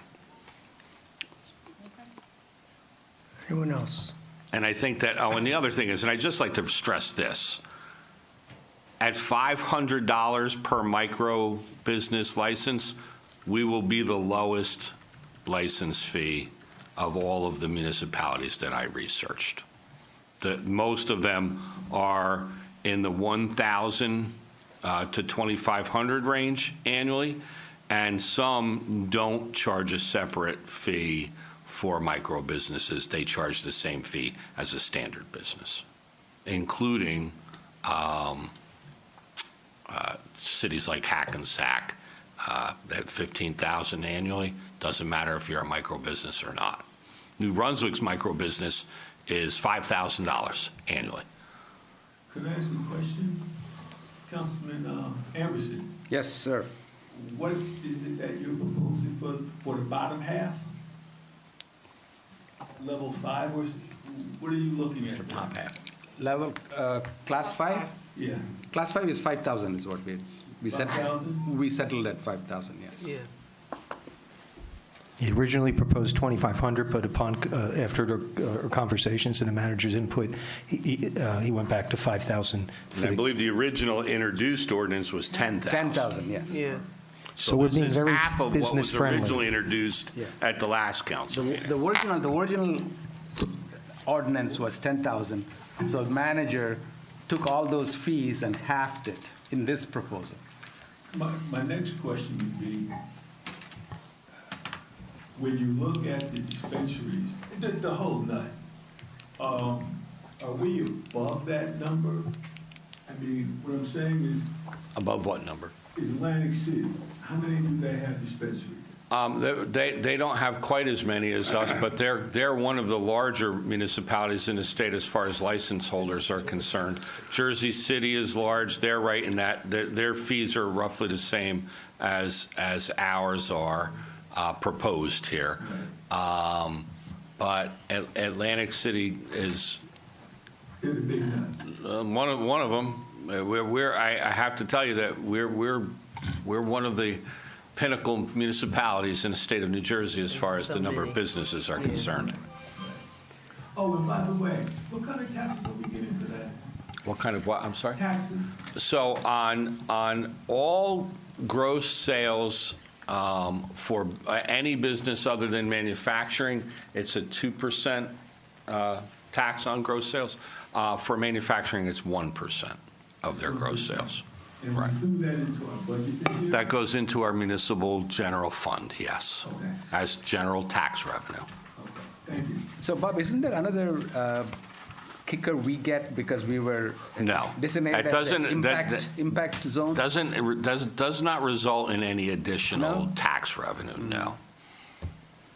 All right. So just to be clear, it may look like we don't know what the heck we're doing up here, but the first time we met, we went with comparable pricing based on Of these other municipalities. That's why it was done Why that they way. were done that high the first Absolutely. time. Then we got some feedback from some of our businesses, and then the councilman went and did a lot of research, and we came up with this second proposal.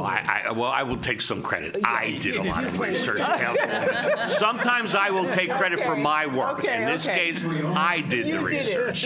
Okay? So you came up with it. And you did, Councilman, so I'm and taking then it. he came back and made some additional recommendations based on what you came up with.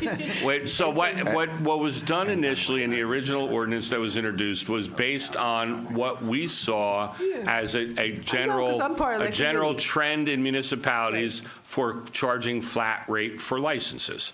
What we came to learn, especially as a result of that email from our micro business owner, was that we weren't taking into account micro businesses. As we dove deeper into this, we felt that there should be a more uniform standard for setting license fees that mirrored the state. And that's what we tried to do. All right, and I'm going to take credit for moving the meeting along. Excellent, please do. Madam Clerk. All right, so first we need a second to Councilman Embarrasson's Oh, motion. Yeah. Okay, so moved and seconded on Councilman Embarrasson's amendments. Okay. So we're voting now on the amendment, not on Amendment. the actual ordinance. Okay.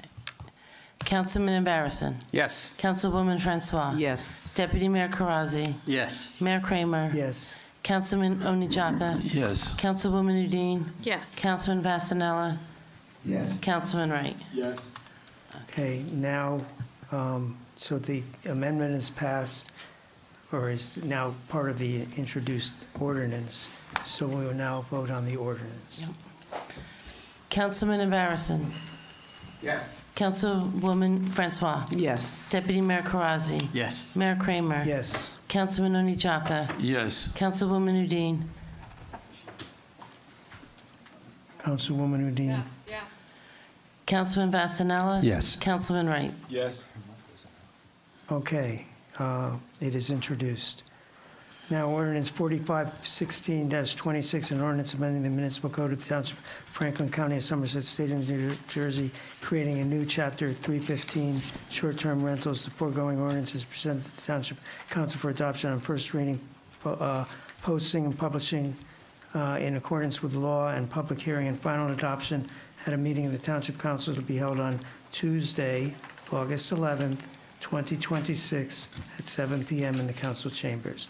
Do I have a motion to introduce and So set public moved. hearing? Second.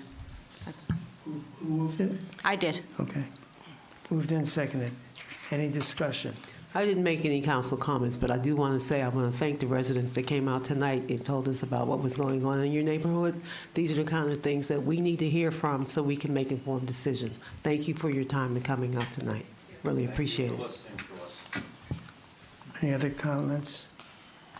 I too would like to thank you for coming out it's a gutsy move, and hopefully, well,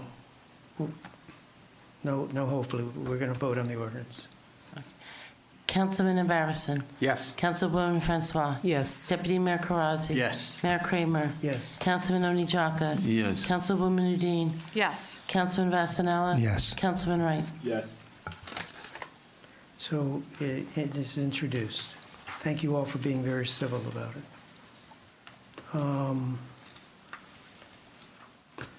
We are now on to the consent agenda. Items A through AC is listed in the consent agenda. Portion of this meeting I present to the Township Council for adoption. Do I have a motion on the consent agenda? So moved. Seconded. Moved and seconded. Any discussion? Anyone like to pull an item? Madam Clerk. Councilman Embarrasson? Yes. Councilwoman Francois? Yes. Deputy Mayor Karazi? Yes. Mayor Kramer? Yes. Councilman Oni Jaka? Yes. Councilwoman Udine? Yes. Councilman Vasanella? Yes. Councilman Wright? Yes. Old business, 2026 boards, committees, commission vacancies. Oh, you missed, Oh, Did I you missed skip them. resolutions? Yes, well, resolutions to be voted on separately. Resolutions 26-30 and 26-21. I can combine the two of Yes. them, right?